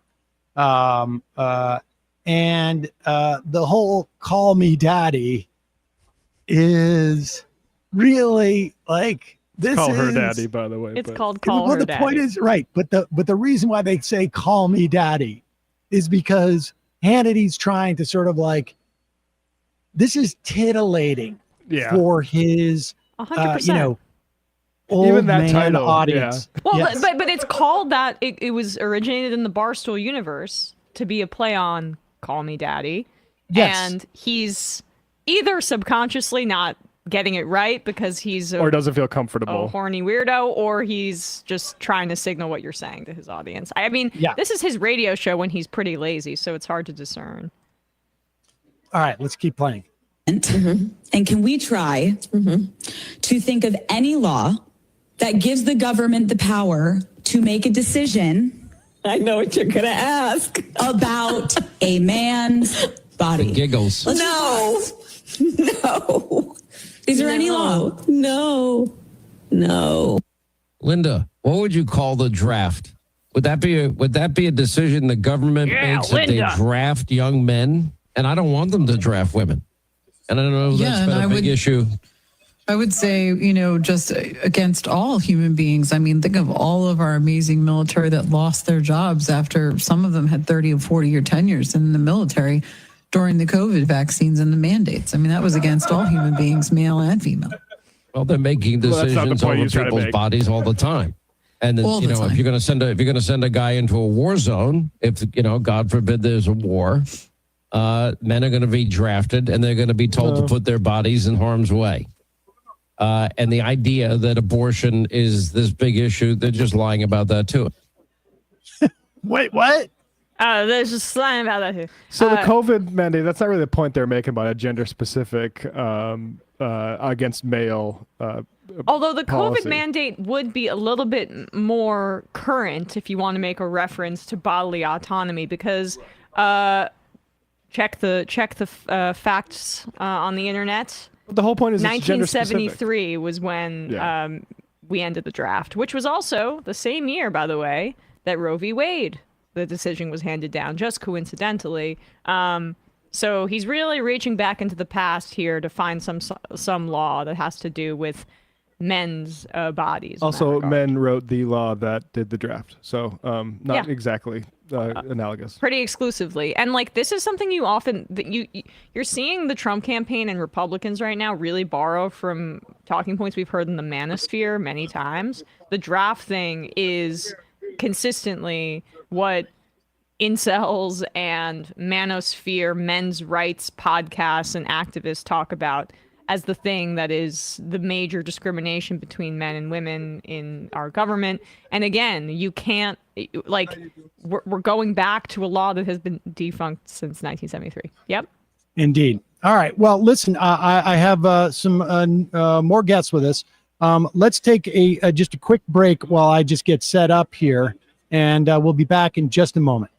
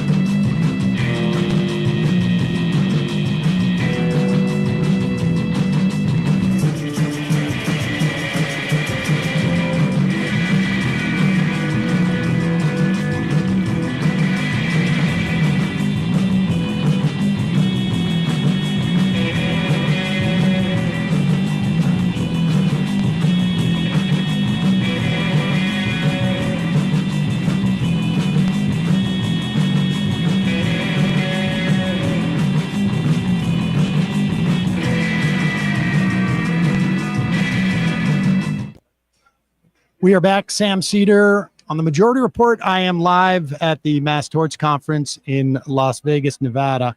And one of the I've interviewed an array of attorneys over the past really decade at this event. We have a lot of attorneys who are bringing mass torts, obviously, against corporate malfeasance. And a lot of these attorneys are also civil rights attorneys. In the past, I've actually interviewed Fred Gray here, who was Rosa Parks' first attorney, of course. And joining me now, Brian Barr and Ben Crump, two attorneys who are working on the case of Roger Fortson, who was a U.S. airman killed by a Florida sheriff. Gentlemen, welcome to the program. Thanks, Sam. If you guys could just lean into that a little bit there. Let's just, Ben, why don't we just start with you? Just give us the broad strokes of this case and where we're at. Certainly. Roger Fortson was a senior U.S. airman who was an extraordinary young man. I mean, he came from a disadvantaged community, and he went to the military, the Air Force, to help his mother and his two younger siblings be able to improve their lot in life, to be able to have a better chance at achieving the American dream. And as I turn my great co-counsel attorney, Brian Barr, I mean, he was doing everything right. I mean, he was very focused, very committed, law-abiding, and one day, and I still can't believe it, all he did was open his door. There was a police officer who got called about a disturbance in his apartment complex. And we believe adamantly that they were at the wrong apartment. This young black military officer opened the door. He was a law-abiding citizen. He was on the video chat with his girlfriend with the earplugs. So we don't believe he really knew who was there. And so he got his gun that he was registered to own in the state of Florida. And you know, we believe in the state of Florida in the Second Amendment like it's the second commandment. Right. Everybody got guns. But he, unlike most, was trained by the military. He was very disciplined. He was very trained to handle weapons, and he kept his gun when he opened the door down by his side. The officer yelled the command, and before Roger could even comply, bam, bam, bam, bam, bam. Shot 6 shots, 2 of them hitting Roger, and he laid there dying, still trying to follow the officer's commands, because that was the kind of person he was. He was somebody who was respectful to law enforcement, and he followed commands because he learned that in the military. And when he was saying, drop the weapon after he had already shot him, Roger, some of his last words was, I already did. He still tried to comply with everything. And it's so very tragic because he was the light for his family, for his community. Brian, what kind of what are the legal issues? Like what is the stand? I mean, you know, as Ben Crump just, you know, laid it out, like as a layperson, this seems like a fairly obvious miscarriage of justice. I mean, to say the least. What needs to happen in the context of from a legal standpoint? Well, I mean, there's obviously going to be a lawsuit. We're in the process of doing the claims. You have to do an administrative process first in Florida before you can file the lawsuit. We're in the process of that. But the defense is going to be it was a reasonable use of force. That's what the officer is going to try and say. But I think it's pretty obvious by just how this whole thing is played out that there's no chance with that defense. I mean, he's been fired. The investigative report has come out that is the Okaloosa County Sheriff's Department found it was unreasonable use of force. He's now been charged. So he's had a criminal. There's two tracks, right? There's the civil track and the criminal track. He has been and the state attorney decided the evidence was so strong she didn't even need a grand jury. She charged him herself, and without a grand jury, which is very uncommon in Florida. So the evidence is strong, and I don't know if you've seen the tape, but it is just I'll never forget the first time I saw it. There's no latent, there's no lag time. No, we didn't know what we were going to see, and I remember Ben called me in to help. We go to this press conference, and we hadn't seen the body cam footage at that point in time. We had heard from a couple people that had heard things, and we thought we knew what had happened. We show up, we go to the sheriff's department. He says, I want to show you all the tape. We sit down and we watch the tape, and it was one of the most impactful things I have ever seen. I mean, to see this family who lost their brother, their son, the way this kid was lost, and they just saw it. I mean, you hate to use words like executed, but that's what it looked like. I mean, the officer bangs on the door. He's on a face chat. I don't know if he could hear him or not, but he bangs on the door, identifies himself. I mean, you hear that on the video. Sheriff's department opened the door. This is the middle of the day. He didn't know who it was. The sheriff is he's standing on the side of the door. So even if you look through the people, you wouldn't have been able to see him. Roger, on the third time, probably terrified. He's got this person banging on his door. He doesn't know what's going on. He has no reason for a cop to be at his door at that point in time. Opens the door, and I don't think the officer even had time to recognize he had a gun. But he had the gun pointed down. It was no threat. You're allowed to answer your door with a gun in Florida, whether it's a sheriff's. I'm not saying it's a good idea. Right. But you're allowed to do it. There was nothing illegal about what he was doing. And he doesn't even say drop the weapon before he shoots it. Shoots him 6 times. He hits the ground, and then he says, drop the weapon. And Roger says, I already did. Yep. I mean, and it happened. I don't see how you could even process he had a gun. And so I believe he just saw a young black man. Yep. And the officer got scared and shot him. And I've been telling you, it's that whole video just tells such a vivid story. There's supposed to be this big disturbance going on in that apartment. You hear birds chirping as he's standing there at the door. There's no disturbance going on there. And it's just, the whole thing makes no sense. So Ben, tell us, like, what is obviously, like, whose liability? I mean, who is liable here? Because it's one thing to say, okay, this sheriff trigger happy, or this deputy, and he had some type of bias that was associated with this. I mean, it's, and you certainly, with the people that you have represented in the past, George Floyd and Ahmaud Arbery and Breonna Taylor. I mean, the idea of this bias existing, that the calculus of black person adding gun or not gun immediately increases your chances of getting shot without like any hesitation. But who's liable here? Is it just the deputy, or is there a department that is failing to train people or to screen people or to do whatever they can to make sure that they can provide, the serve and protect services? Yeah. Well, Sam, one of the things I implore all your audience to do is to go online and look at that video. It is riveting. I mean, his verbal command to him is get back or stand back. And Roger's compliant even with that. But he starts shooting instantaneously. And to answer your question directly, what Brian and Natalie and our legal team have acknowledged is that we do believe the Okaloosa Sheriff's Department is culpable. But we also believe that the apartment complex and their management company is responsible as well, because we believe that they directed the sheriff's deputy to the wrong apartment.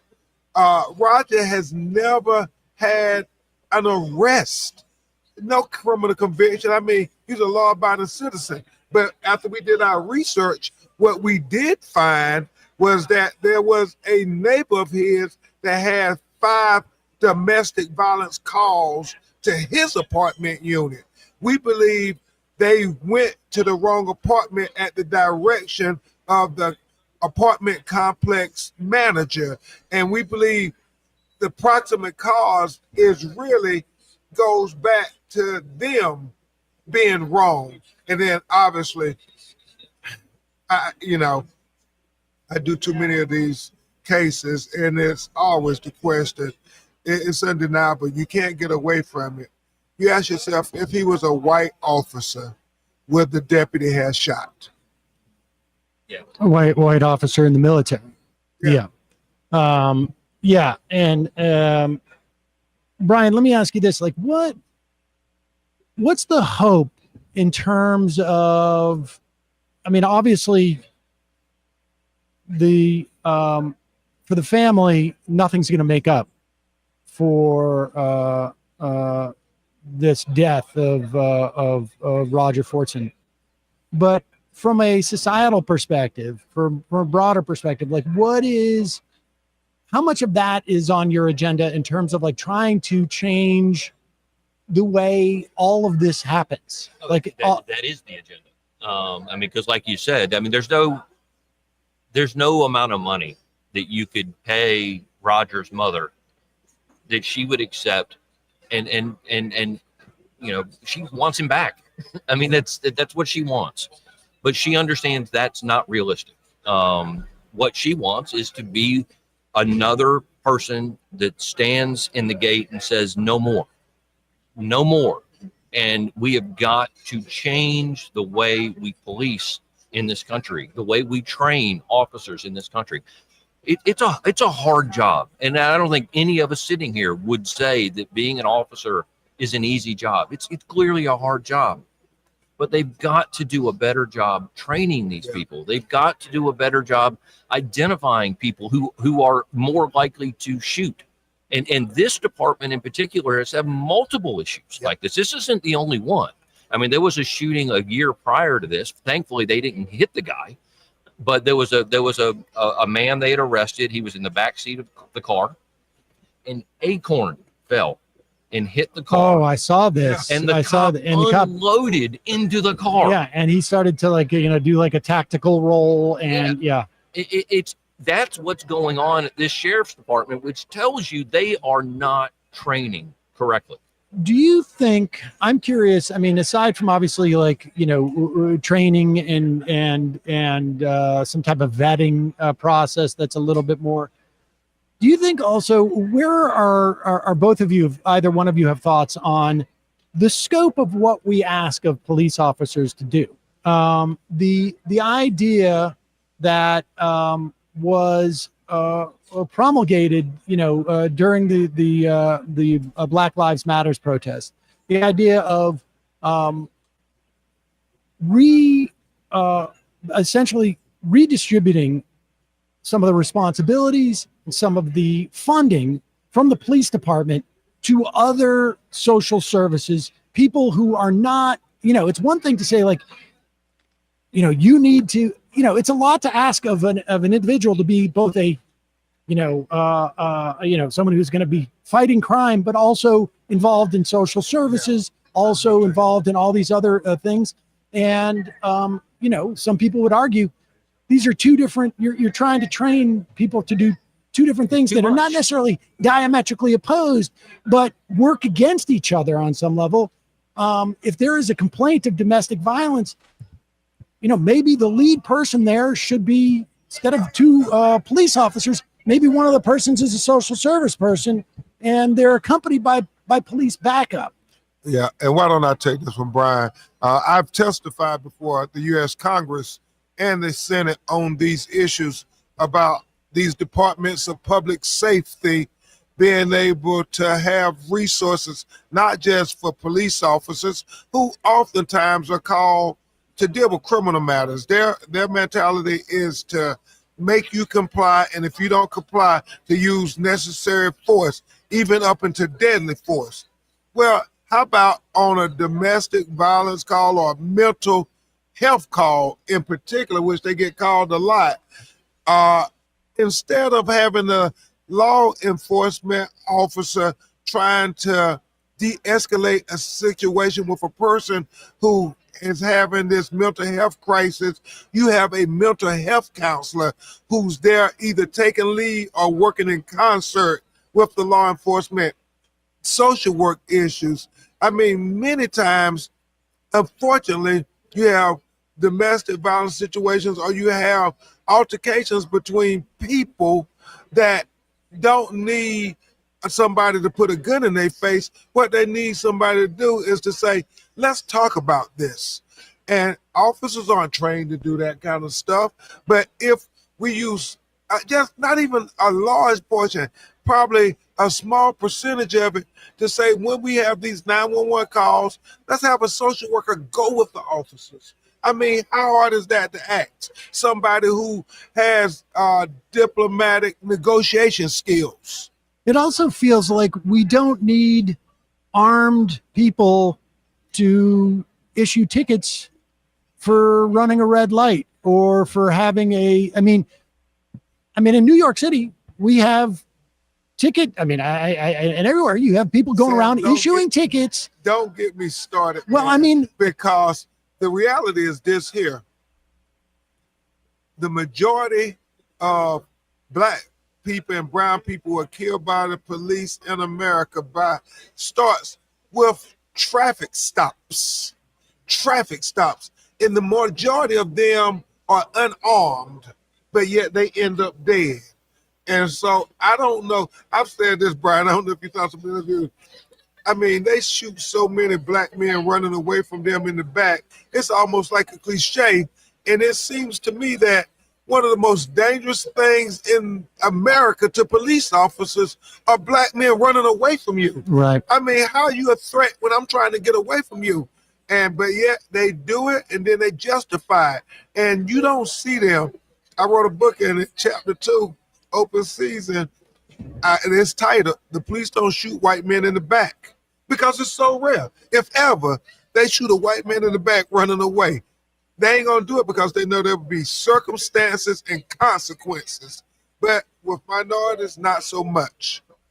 And again, to me, it goes back. We've got to change the way we police in this country. I mean, do we need police departments to have tanks? I mean, you see them roll down the streets in these armored vehicles, and they're carrying. It's like, why take some of that funding and put it into the social services side where we know it's desperately needed? I mean, why are we doing things like no-knock warrants?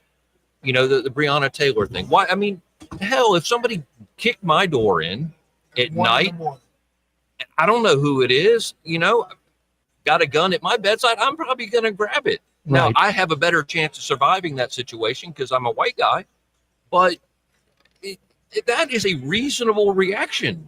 Somebody kicks your door in that late, and why are we doing that? That doesn't make any sense. And that's this whole, the way we police. We've got to change our mindset on how we're doing it, or we're just going to keep killing people. Well, Brian Barr, Ben Crump, thank you so much for your time today. Really appreciate it. We'll be following this case, and thank you for your time. I don't know if there's anything else you want to just want to say thank you, Sam, for covering this important case because Roger Fortson deserves to be alive today. Yeah, absolutely. All right, thank you. Thank you. I appreciate it. Thank you, Sam. All right, folks, let me just switch back to this camera angle. There we go. Emma will jump back in, continuing on with our show. Like I say, like I didn't, I wasn't sure what we were going to be getting at any moment, but real pleasure to talk to both those guys. Really an incredible case. It's such a disturbing video too to watch. But again, there's a lot of different ways in which, dispositionally and tonally to address it, it seems to me. But the material aspects of having police officers do things and bring, and I suppose, there's an opportunity to sort of train people better and vet better. But at the end of the day, what you need to do is have a structural change as to when these people and how they are deployed. And that means taking resources, shifting them in the way that a city government state government expends these resources and putting the money towards people who can address situations. You don't need an armed person to ticket somebody for speeding. Traffic stop. Yep. You don't. I mean, let's just walk through this. There's a reason why, like when a meter, like a parking ticket person comes up to a car, people get hostile. People get mad at them. They write down the license plate. The people drive off. They still have the ticket to issue. They don't have guns. Right. They don't have guns. It's the exact same scenario.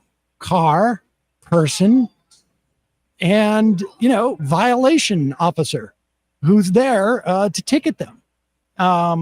If there is a high-speed chase and bank robbers are speeding through, then maybe you have, you deploy the armed police.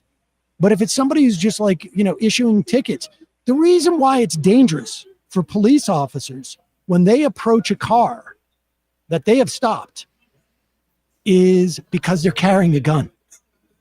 Yep. This is why it's not dangerous for ticket issuers, who will often have people will come up and go, "Don't ticket my car."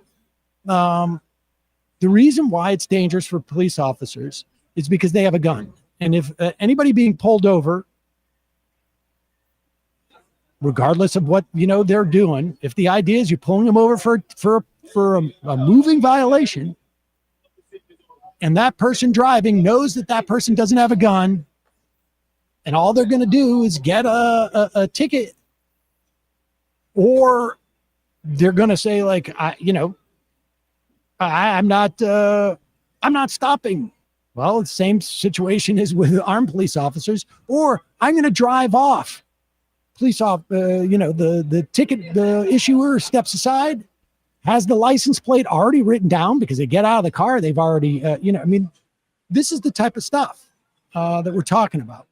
You're thinking you don't want it where somebody gets pulled over for a turn signal out and all of a sudden has to look around them and decide, is it worth it to avoid my warrants to put everybody around me in jeopardy? Yeah, I think it's that's silly. The point.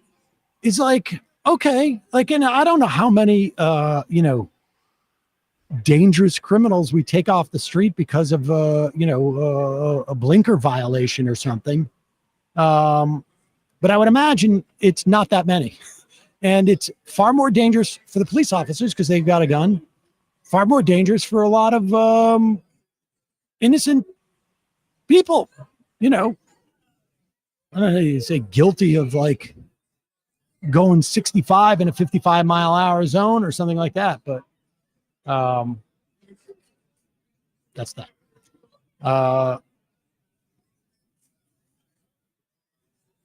Steve Austin on the IM says the paramedics began as part of the fire departments. Maybe our police department should begin pilot programs to develop a new branch of first responders that would answer the call in primary position for domestic disturbance calls, mental distress calls.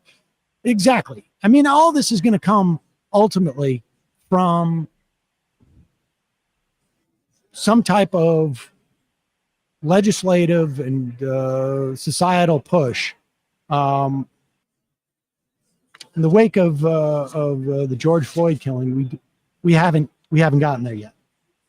I mean, I remember I was in Spain 2 years ago, and there was all these sort of vans that seemed semi-official, and I looked up what they were, and it was specifically people deployed to deal with situations of mental unwellness or unhoused folks in desperate circumstances, specifically not armed, troops going out and trying to solve a problem with a gun.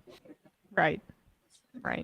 And it's hard to say at that point whether you would save a Roger Fortson if there was a fundamental difference in how we deploy police officers, right? If they had a much narrower portfolio,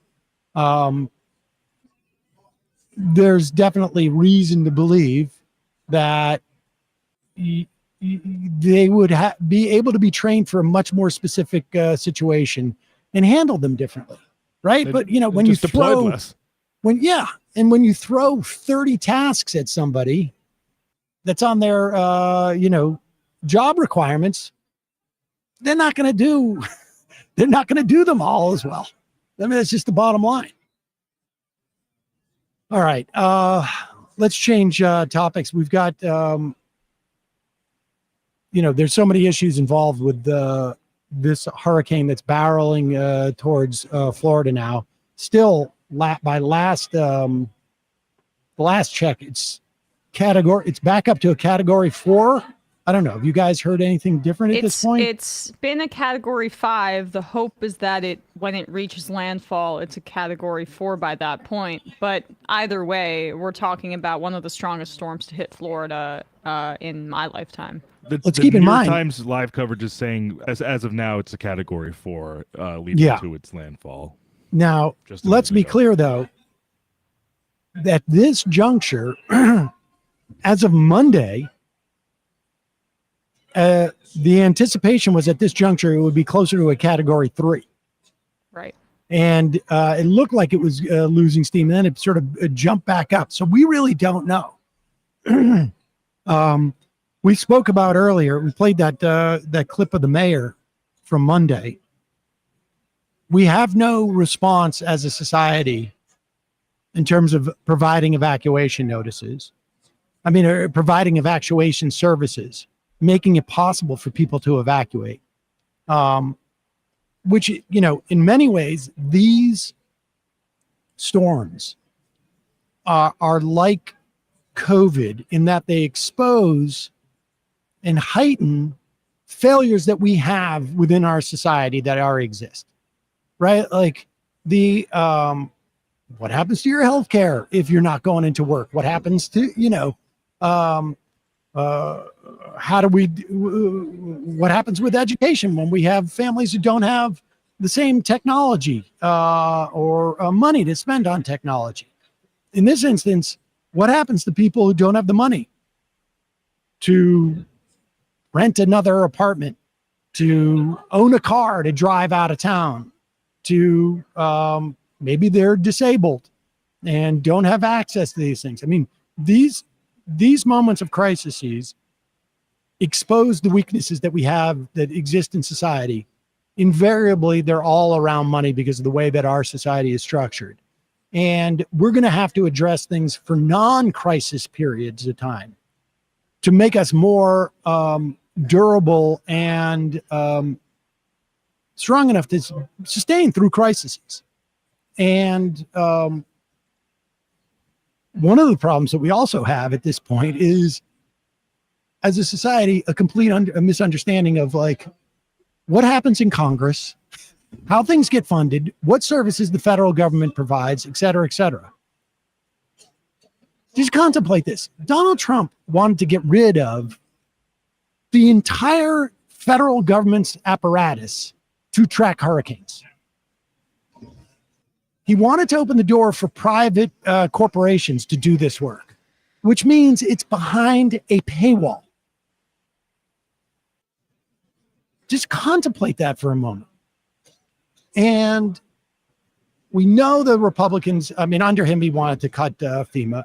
The Republicans refused about another, $10 billion of supplemental aid just a month ago to the FEMA budget. And then the super effed up notion about it is they will lie with essentially impunity. I'm not saying they should be punished, but there's no accountability for it within their own sort of ecospheres as to, I'm sure you've went over this the past couple of days, payments to people who suffered in Helene. Yep. There's no accountability in the sense that Ron DeSantis outlawed the use of the words climate change in all of their sort of governmental edicts. How do you address these things? And so here is the essentially, Harris tried to apparently call DeSantis in the run up to Milton. to offer support, find out what he needs, et cetera, et cetera. Here she is basically retelling the story. Governor DeSantis, NBC is reporting Governor DeSantis is ignoring your calls on hurricanes, resources, and help. How does that hurt the situation here? You know, moments of crisis, if nothing else, should really be the moment that anyone who calls themselves a leader says they're going to put politics aside and put the people first. People are in desperate need of support right now, and playing political games at this moment in these crisis situations, these are the height of emergency situations, is just utterly irresponsible, and it is selfish, and it is about political gamesmanship instead of doing the job that you took an oath to do, which is to put the people first. I mean, it's interesting because if you recall, Chris Christie, the governor of the state I grew up in, was photographed during Hurricane Sandy, basically putting his arm around President Obama because Obama mobilized the federal government to help New Jersey in the wake of Hurricane Sandy. And that, I don't know, you can't like go back in time and say that's what killed his chances in terms of his 2016 presidential ambitions. But at the very least, the base reacted to it in such an insane way. Like, how dare you touch Satan incarnate, Chris Christie? A black guy. Well, I mean, one and the same for the base. But like, before Trump came on the scene as the guy that was gonna talk tough and be the bully, I mean, that was Chris Christie's whole persona. An East Coast Republican that likes to talk a bunch of shit.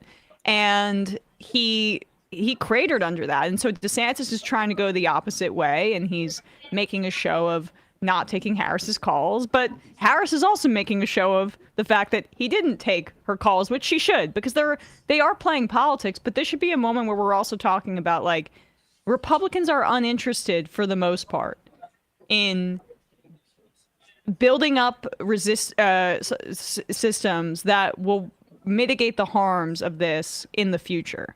Brian Kemp because if you do that, yeah, you're conceding that there's something going on now, which they also don't want to address. Right. And you know, it also gets in the way, I think, right now of her now 2-month-long campaign for moderate Republican voters. But you know, that is the reality. And Trump had been trying to do this and force Brian Kemp into lying to say that Biden hadn't been answering calls from, that Biden hadn't called, so yes, that was true, answered calls from Brian Kemp, Georgia's governor, in the response to Hurricane Helene. I don't know what the salience of this is anymore. It's just like, how can we get through to an electorate on the Republican side that thinks climate change is a hoax and like just seems to take the results of these extreme weather patterns at face value, and then these Republican governors proudly don't do anything for them?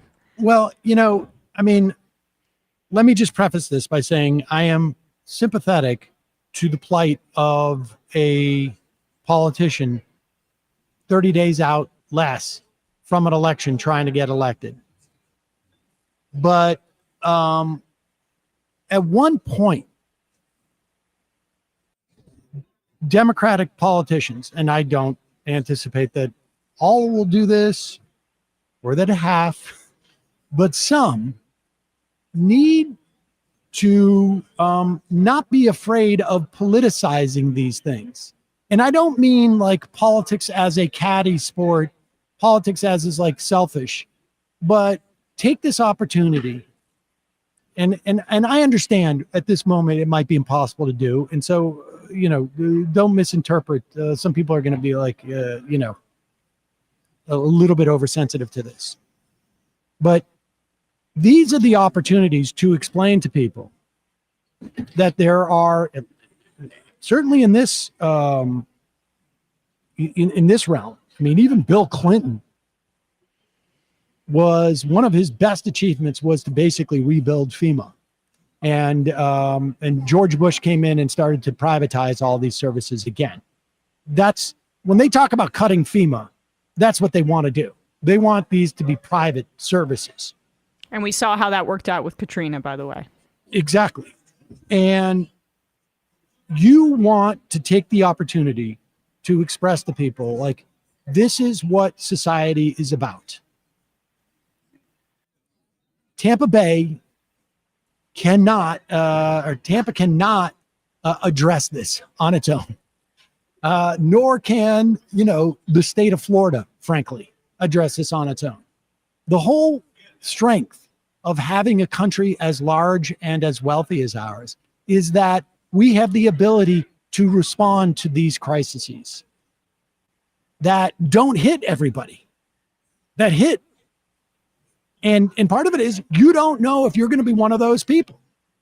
It's the same concept behind single payer health insurance, frankly. 80% of healthcare costs are borne by 20% of the people, but we don't know which 20% this is going to be. We don't know if it's today, it's Tampa getting hit by Milton, or, in a year, whether it's going to be, I don't know, Prairieville in upstate New York up in the mountains or something, or Asheville, or it's going to be, an extreme drought. We don't know where these crises are going to hit. And this is an opportunity for politicians to say this is a fundamental difference between the policy orientation of these two parties. One understands that our strength as a country, our strength as being this rich, is that we can help people when they are in crises. And one of the ways that we can help people when they're in crises is to mitigate these crises before they happen. That means build a public transportation system so that people can't evacuate. That means mitigate, to the extent that we can now, the forces that are driving climate change. That means provide healthcare, provide resources so that if somebody actually does have to evacuate and go rent a hotel at an exorbitant fee, 15 hours away, they're going to have at least some savings and some ability to do so because other aspects of their necessities in their lives have been decommodified. I mean, this is a missed opportunity in that way. And I'll tell you something, you look at the polling on immigration right now, and the turnaround of where the American public at is nuts. Yeah. And it's also a global phenomenon, I'll say, too. Like, this is a failure of, like, the left more broadly. And I don't know, I mean, liberal parties aren't really the left, but in Europe, the right is just much more organized around this particular topic of nativism, and they've successfully incorporated Orban-style politics about this into right-wing parties throughout Europe and North America. I think that's true, but America has a very a unique relationship with immigrants relative to Europe, right? I mean, this country literally was built. Yes. There was no Americans 250 years ago. And this country was uniquely built. And the speed in which this turnabout happened, far more rapid in this country than in a European country. This has been a problem in Europe for, at least a decade. This is change of the past 2 or 3 years. And I would contend it is a function of essentially Democrats leaving a vacuum, moving to the right on this as a way, instead of actually engaging in the rhetorical battle, they attempted to do what was the easy thing to do in this instance, and attempt to placate this and assuage these fears, instead of actually challenging the existence of these fears. And in the short run, it may help you. In the long run, you're never going to be as fashy on immigrants as the Republicans. They're just going to move more to the right on this, where they're talking about, mass deportations. And you've left a vacuum here that is going to end up both hurting you politically, but also in terms of economically, frankly. And I think that's just a question of justice. It's a failure of liberalism to be able to combat fascism. I mean, this is something I think we've talked about many times. Like, the United States is unique in that it's a massive settler colonial society, different than Europe. And so, but I do think that some of those problems remain. The Democrats, like, they are, this is what happens when they're basically doing campaigns, and Harris's campaign, it's almost as if, given that she took over the Biden campaign infrastructure, I'm not sure she had too much of a choice, and this is the path they've gone down, but it's just, everything's from a focus testing perspective.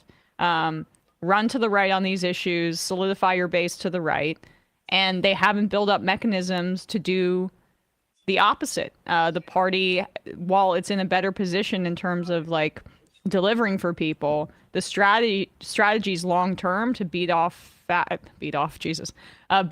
fascism is not. They are very poorly equipped. I worry about whatever this like they could win in the fall, but if they don't adjust their strategy for a post-Trump world, we're in deep trouble. Let's play this other clip. This is Ron DeSantis now going on and telling Sean Hannity that, and remember, she was asked a question because of reports that DeSantis was not taking a call. I mean, those reports, without a doubt, came from DeSantis's people, because totally you don't want to, be perceived as having been, shut down by the governor of Florida. And this is all part of a larger strategy of DeSantis to help Trump. But here he is on Sean Hannity's program. I saw the statement from your office. Number one, you did not hear about a call from Kamala. You would have taken the call, you said. I had you on my radio and TV show before Helene hit. You told me, and I had Governor Kemp on, and he Pause it told for me one in your second. case, I just want you to contemplate how most people would judge a governor whose office is so effed up that he can't find out that he got a call from the vice president. And that you had to clarify, like, hey, would you ignore that call or would you take it? Hypothetically speaking, of course. I You mean, would it take it? it came up as spam. So Honestly, like, what's going on? Like, oh, well, I'm sorry.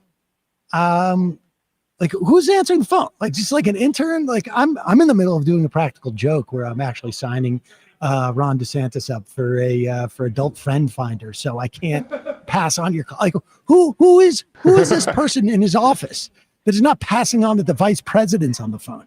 All right, it's silly. Helene hit.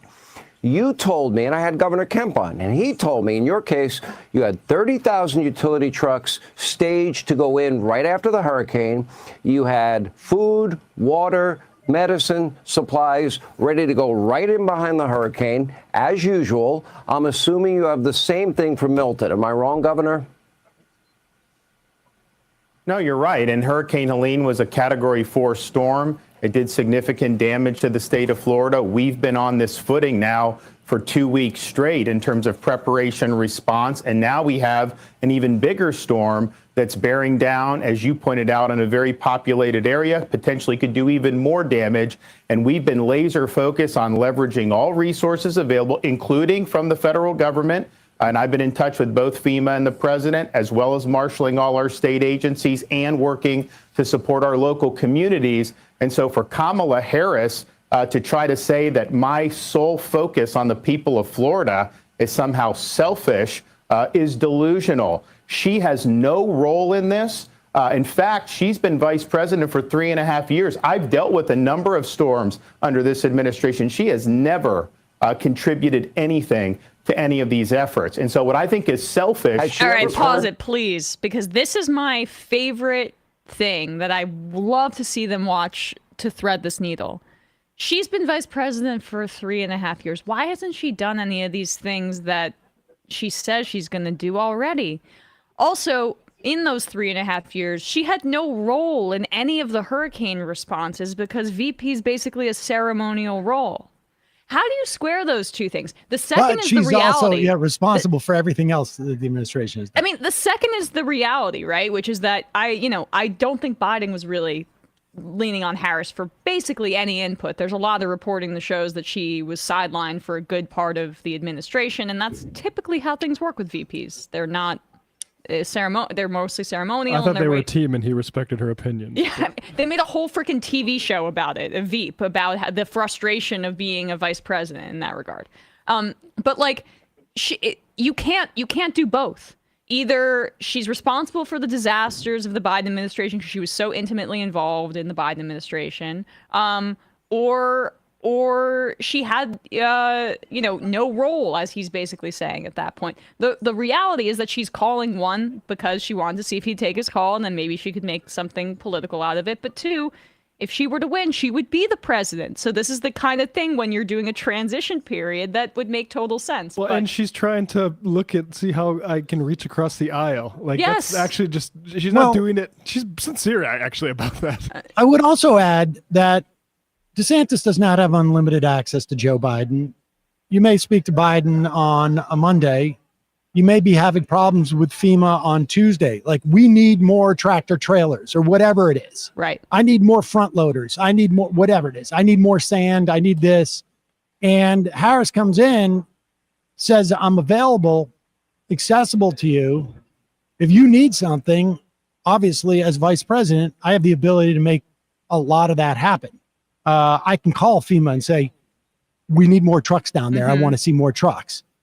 She's a member of this federal administration. So there is the idea that there's no value in that for a governor is absurd.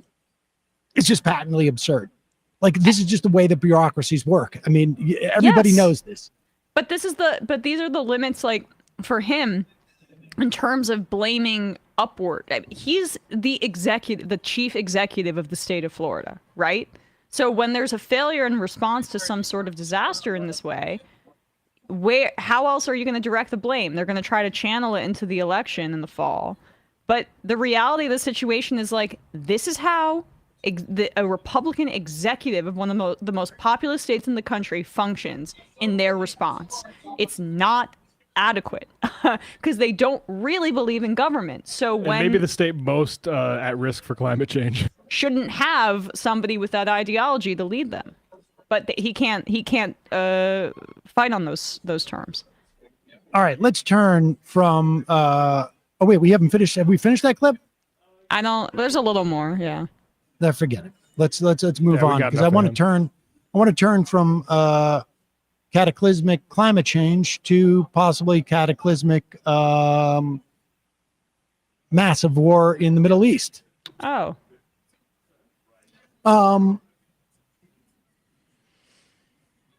Bibi Netanyahu went out and gave a speech about Lebanon. Weirdly, this one's in English. Huh. So you get a sense of who the target audience is. Understand that reportedly today, Joe Biden is speaking with Netanyahu, apparently for the first time since like August, if that's possible. That he remembers. And they are discussing where Israel's going to be attacking Iran. The U.S. has reportedly said, essentially, we'll give you money not to hit the most sensitive Iranian sites. Basically, the idea is like, we'll pay you to simply do what the Iranians did, which was to largely avoid casualties. They hit military targets. They bombed close to things like the Mossad headquarters. And the only person that died ended up being a Palestinian, I believe, in the occupied West Bank, which Israel doesn't give a crap about, obviously. And we also know that Israel was aware of where they were going to hit. So the Mossad office was evacuated prior to the bombing, et cetera, et cetera. I mean, this was a symbolic attack as far as these things go. U.S. is offering to pay Netanyahu. Let's listen to his speechifying on why they have, again, invaded, or I should say bombed partial invasion of Lebanon. And keep in mind that Netanyahu's probably biggest consideration about attacking Iran is what will do the most damage or help Donald Trump in this election. So he's trying to figure out what's the best time for me to do this. What time does the political science say that something like this will have the most impact on the election? But here he is. This is a message to the people of Lebanon. Do you remember when your country was called the Pearl of the Middle East? I do. So what happened to Lebanon? A gang of tyrants and terrorists destroyed it. That's what happened. Lebanon was once known for its tolerance, for its beauty. Today, it's a place of chaos, a place of war. Israel withdrew from Lebanon 25 years ago, but the country that actually conquered Lebanon is not Israel, it's Iran. Iran, which finances and arms Hezbollah to serve Iran's interests at Lebanon's expense. Hezbollah has turned Lebanon into a stockpile of ammunition and weapons and a forward Iranian military base. Just one day after the October 7th massacre a year ago, Hezbollah joined the war against Israel. Can we pause it for a second, just so I can give you a little bit of history? It has since fired over.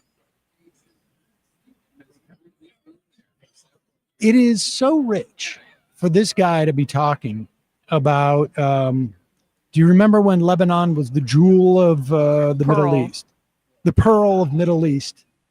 And then after we stopped occupying it in 25 years ago, because Hezbollah forced us out. Yeah, Hezbollah was created in the wake of the 1982 Israeli invasion of Lebanon.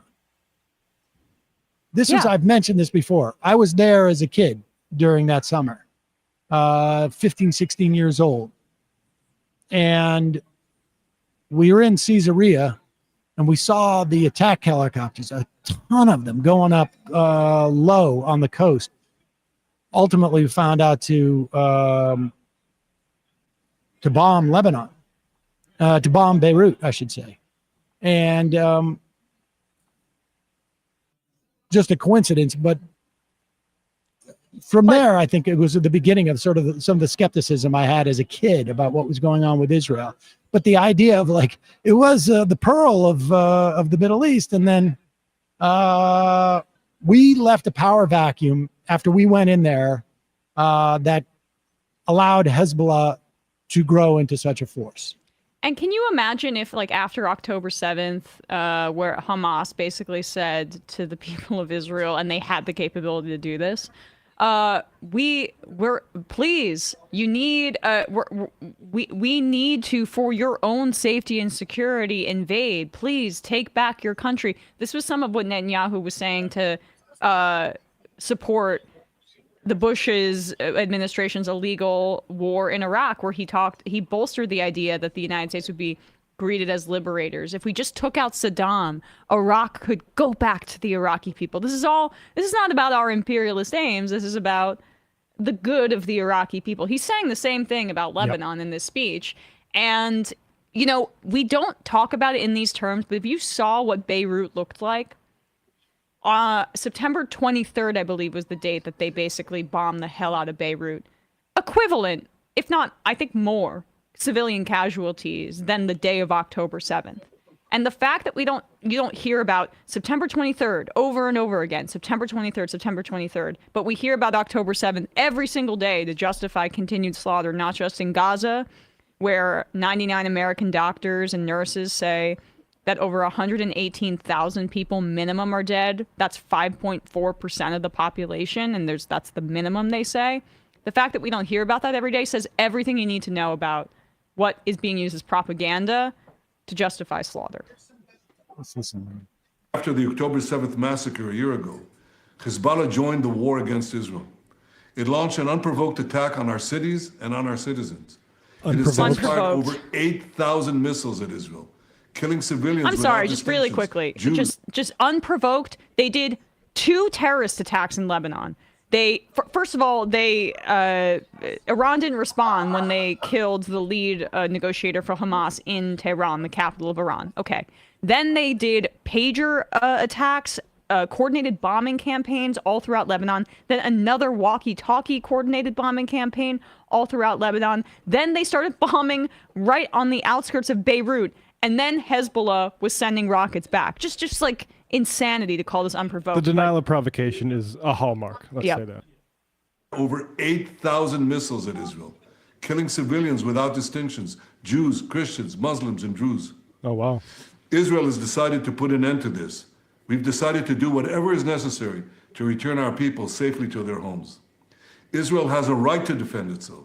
Israel also has a right to win, and Israel will win. Has a right to win. We've degraded Hezbollah's capabilities. We took out thousands of terrorists, including Nasrallah himself, and Nasrallah's replacement, and the replacement of his replacement. Unconfirmed. Today, Hezbollah is weaker than it's been for many, many years. Well, pause. Now you, I mean, the Lebanese people, I don't know how much more of his propaganda. I mean, he wants to speak it in English, but the Orientalism that's involved in this idea, and we went through this in Iraq too, where every couple of weeks we were taking out the Al Qaeda's number 2. Like there was always like a new number 2, and this is the same dynamic. There is no doubt Israel has the capacity to assassinate Hezbollah leaders, but the idea that these are, sort of like a gang of, like a Game of Thrones, like the Khazar, whatever it is, like the Khalisi, the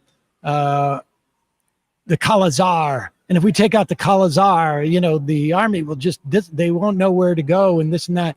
This is like sort of just Orientalism. It is really just this notion that there's no infrastructure. This is Hezbollah is essentially because Lebanon has been so devastated. And look, I'm no fan of Hezbollah's. There's a lot of people in Lebanon who are happy to see Hezbollah's power downgraded, I'm sure. But the fact of the matter is, this is not some movie version of like a Game of Thrones where if you just get rid of the leader. I mean, the fact that you have to say like we got rid of Nasrallah and then we got rid of the person who replaced him and we got rid of the person who replaced him, like this is the dynamic. Yeah. And Al Qaeda, we've seen this show before. And whatever, even if you take out every Hamas fighter and every Hezbollah fighter, which is impossible, but say you were able to do that, does that even matter? Because a new resistance group will form and it'll just be called something different. And like Hezbollah is, as you say, Sam, there is just this racism about it, truly, where like they're just basically barbarians who want to taste Israeli blood and they will stop at nothing else, as opposed to Hezbollah being like a major political party within Lebanon that also provides civil services and has civilian infrastructure and has a leadership structure that can maintain itself even if you take out the big bad, in the same way that any major political party in other countries would be able to do the same. But because they're basically, in the way that the West characterizes people in the Middle East, animals on a good day, then they think that they can get away with this kind of dehumanization. Yeah, and I mean, I think Bibi is objectively a terrorist, and a lot of sort of leaders of the IDF and all that stuff. I still think the solution is international diplomacy and not just razing their cities with civilians in them. Yeah. Let's buckets and buckets. Didn't Hezbollah start firing rockets on October 8th? Well, I would say Hezbollah and Israel have been trading rockets a lot earlier than October 8th. But yes, my understanding is that on October 8th, Hezbollah did fire rockets, not necessarily into Israel, into Sheba Farms, which is occupied territory, Israeli occupied territory of Lebanon. And So Israel has an Iron technically Dome. they fired. Yes. Technically they fired rockets, but not necessarily whether they fire them into Israel is or occupied territory is really the issue. And it's just like such a facile like view of this kind of stuff. Hezbollah understands that Israel has the most advanced missile defense system that you could basically buy because the United States provides them with the Iron Dome. They do this as a show of force and solidarity with the people of Palestine and Gaza who were about to be genocided. Yes, that's what they did. Should we do Biden at this press briefing? It's from October 4th. I don't know Maybe if we need just to see that. Yeah, we save that for tomorrow. You It got was a this really- shockingly arrogant. Oh, he's being an old asshole again? Yeah, he keeps Crazy. bragging to the View and to the press that he's best friends with Netanyahu and loves him, and he wrote him a little note. I mean, I don't even we talk about levels of appeasement here. It's just historic failure. So, Is this number 11 worth a while or 12? I mean, we're close to the end of the show, I think. So that's just the one All right. thing. All right, let's read a couple IMs and then we'll wrap things up. We'll have a couple more guests on some of these cases tomorrow. Really interested in what's going on with social media because we're going to see some type of change in Section 230 would be my guess. Sarah from Wallingford, which political movement fought against the draft? It was the feminists. That's back from the Sean Hannity thing. John from the T-Bird, love that they bring up the draft as if people don't dislike the draft. I know. Calling from Connecticut, it was the Republican lawyer whose first question Brett pulled up his calendar, which had the date he did it marked. It was on a Thursday, then put that out. I'm not quite sure I follow that. Dave from Jamaica, wait, isn't the draft not a thing anymore? Jimmy Dore's joke writer, by Hannity's own logic, being pro-choice and anti-draft is a totally consistent position with being against laws that impinge upon bodily autonomy. Yeah, it's sort of, I think it's really more of an attempt to say men are aggrieved. Mm-hmm. Wade from Indiana. 50 years ago. Right. Yeah. Although Wade I from- will, sorry, I just do want to say the Democrats should provide a little bit more in terms of men, younger men in particular, not being able to live up to these breadwinner standards that previous men and generations have had. They're totally diverting people's attention into just being incel freaks that hate women and whatever. But there is a lot of pain there, I think, in terms of the economy that the Democrats are. The stratification in terms of male voters versus female voters, even amongst young people with Trump and Harris, is starker than it should be. Yeah, I'm something sorry like about a climate core where men and women, young men and women could join, I think would maybe be a good thing. Maybe give some meaning in people's lives besides work for a marketing firm or commercial surveillance organization or AI or some goddamn shit. Yeah, maybe Harris will remember she supported the Green New Deal at one point. Jack's Rude Hoy. I randomly got a 90s C. Thomas Howell neo-noir movie from the library and had the very surprising experience of watching a babyface Sam Cedar get taken out in a drive-by shooting by the big bad guy of the film. Oh, wow. Well acted. Have you guys ever, I've talked about that, right? It's called The Big Fall? The Big Fall. This is the first time hearing of I'm this. going to check that out. Oh later. gosh, it is 4.3 out of 10 on IMDb. You know what? That's generous. That's very generous, actually. C. Wow, Thomas you Howell. are fourth billing. Yeah, C. Thomas Howell directed the film, and he. I'm trying to think. He said something to me that was really sort of dude, you don't realize what you're saying.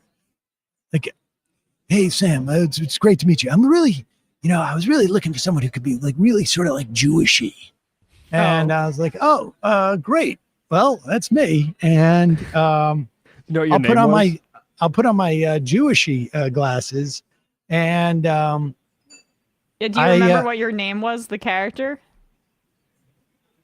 no. Gary Schneider. Oh my God. And I played, I feel like I played an accountant or somebody. I think he was like a private eye. It was all just sort of like, he sort of talked like this a little bit. And it was sort of a throwback. I mean, he got all the funding from like Europe or Asia, and his dad was a stunt man or stunt director. And so there was a lot of like, he had a lot of stunt resources. And my character gets shot and shot through a plate glass window. I don't that's the one you it. told me about. Right, Yep. right. Oh yeah, I've seen this now. Yeah. Yep. Yeah. Wow, And it's in the yeah. Kathy Griffin was in it. And there's a story about,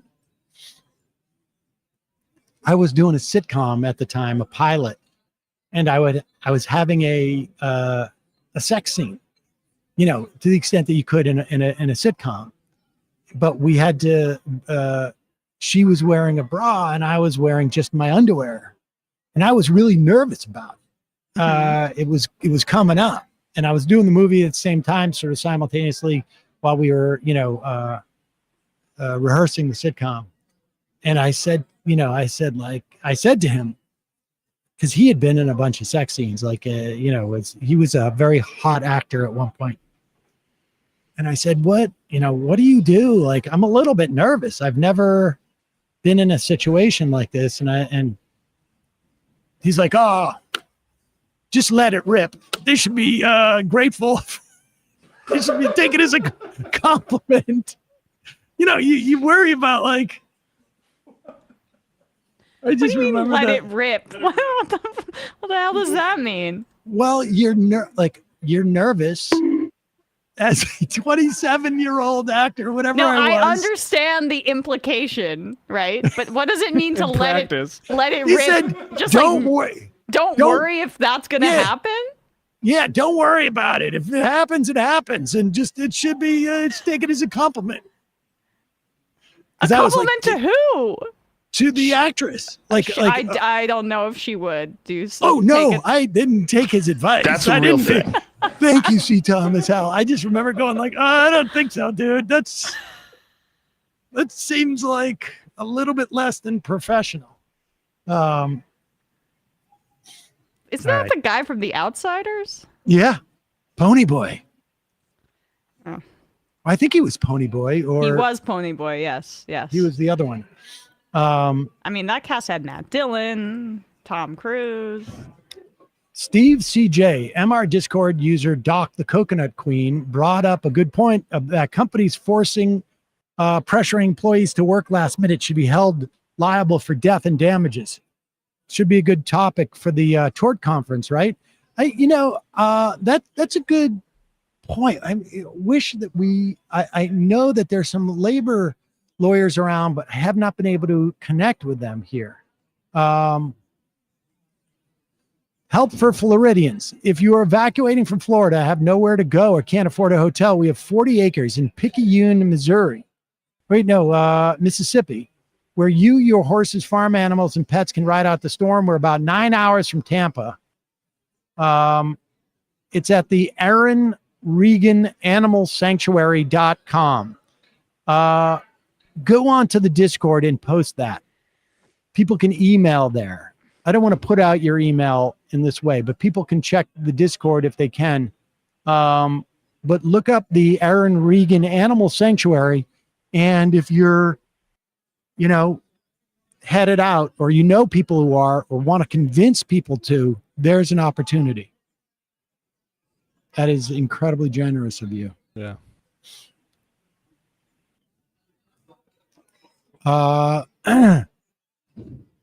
FYI, and for what it's worth, here in South Central Wisconsin, every single ad interruption on my YouTube stream of the show is one trying to whip up trans panic, whether it's against Harris or Baldwin, wondering what others are seeing. There are, it's constant. They are deploying tens of millions of dollars in this way. For anti-trans ads, which did not work out for them in 2022, by the way. It did not work out for them in 2022. Who know? They're just trying to get every dollar they can. And, the difference in why it may not have the same impact as 2022 is that there's a lot more noise now. So and the Democrats don't seem to be sort of like highlighting this in the same way. We'll find out. But there's not necessarily the same sort of like backlash opportunity, although there might be. We'll see. I don't know if there wasn't. Yeah, go on. Sam, advantage blackjack player here. I'm begging you, never hit a hard 12 against the 16 and always hit a soft 12 versus a 16. Wait, what's a hard 12 versus a soft 12? Maybe if you have an ace or if you don't. Oh, yeah. You're right. Always hit a soft 12. But a soft. Maybe. But what's a soft 12? I actually don't. I mean, I Ace. Two eight. What's a soft 12? A soft 12 would probably be if you have. She was offered a tour, Yeah. sushi, and poker with the boys. Wait, maybe that wouldn't be it. Because an ace and a. I don't know right now. If you Well, that's wanna what I'm win in saying. Gambling, it's roulette. And put it on red. Okay, I'm looking it up. Soft 12. All right. Now I really need to know now. That sounds like somebody's playing with me. Okay, a soft hand is when you have an ace. Yeah. Yes, a soft. I know what a soft 9 is. Right, I but know what what would a a soft soft 6 12 is. be? That's Are they two messing? aces. No, they're messing with you. They're messing with you. Of course they are. Oh, okay. Damn it. All right, there we go. You split 2 aces. Yes. A 6-5 ace. Oh, I see what they're saying. So as a 4th card, I would hit a 16. They're trying to trick. It's a trick question because you can't. Do not Google a soft 12 without a porn filter. Son of a. Right, because the max You hand you people could get are with horrible. 2 cards is Yes, 11. it's Yes. just somebody messing with me. All right, folks. Until tomorrow, Bradley, Matt, Emma, great job today. Folks, don't forget. Oh, we should just, you guys want to plug stuff? We didn't go to the fun outfits a little bit.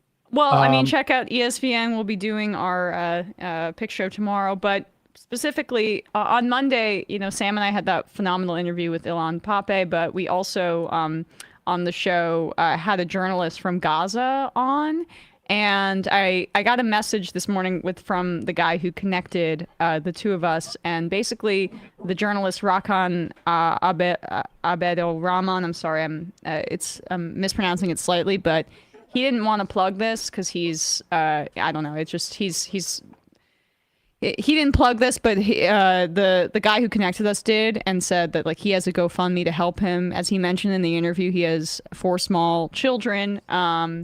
You can see Rakan is there on the left. That's the journalist that we were able to interview from Gaza on Monday. So if you have any spare change, or if you just feel like sharing this, this would be great to help out one of the journalists that's still alive who hasn't been targeted and killed by Israel within Gaza. Yeah, journalist and father. We'll put that link in the YouTube and podcast description, and let's just make sure to do that tomorrow during the commercial break too. We'll do it as well. Matt, Left Reckoning. Oh yeah, Jose Luis and Kurt from the Soberania podcast covering Mexican politics, talking about Claudia Sheinbaum's coming into power, what the expectations are, what are the obstacles, and check that out, patreon.com/Left Reckoning. All right, folks, and don't forget, as always, join the MajorityReport.com. You can support this show. We will be back live at noon tomorrow. Bradley, Matt, Emma, great job today, folks. We'll see you then. It might take all the strength I got to get to where I want, but I know somehow I'm gonna get there. I wasn't looking when I just got caught between the truth and the lie bar. But finding out won't make me feel any better. Yeah, I know the clock is ticking, but the meds are gonna kick in, and my pilot light shining bright. guess somewhere the choice was made for the option where you don't get paid, for the rope that bends before it finally breaks you. I guess somehow I lost my drive.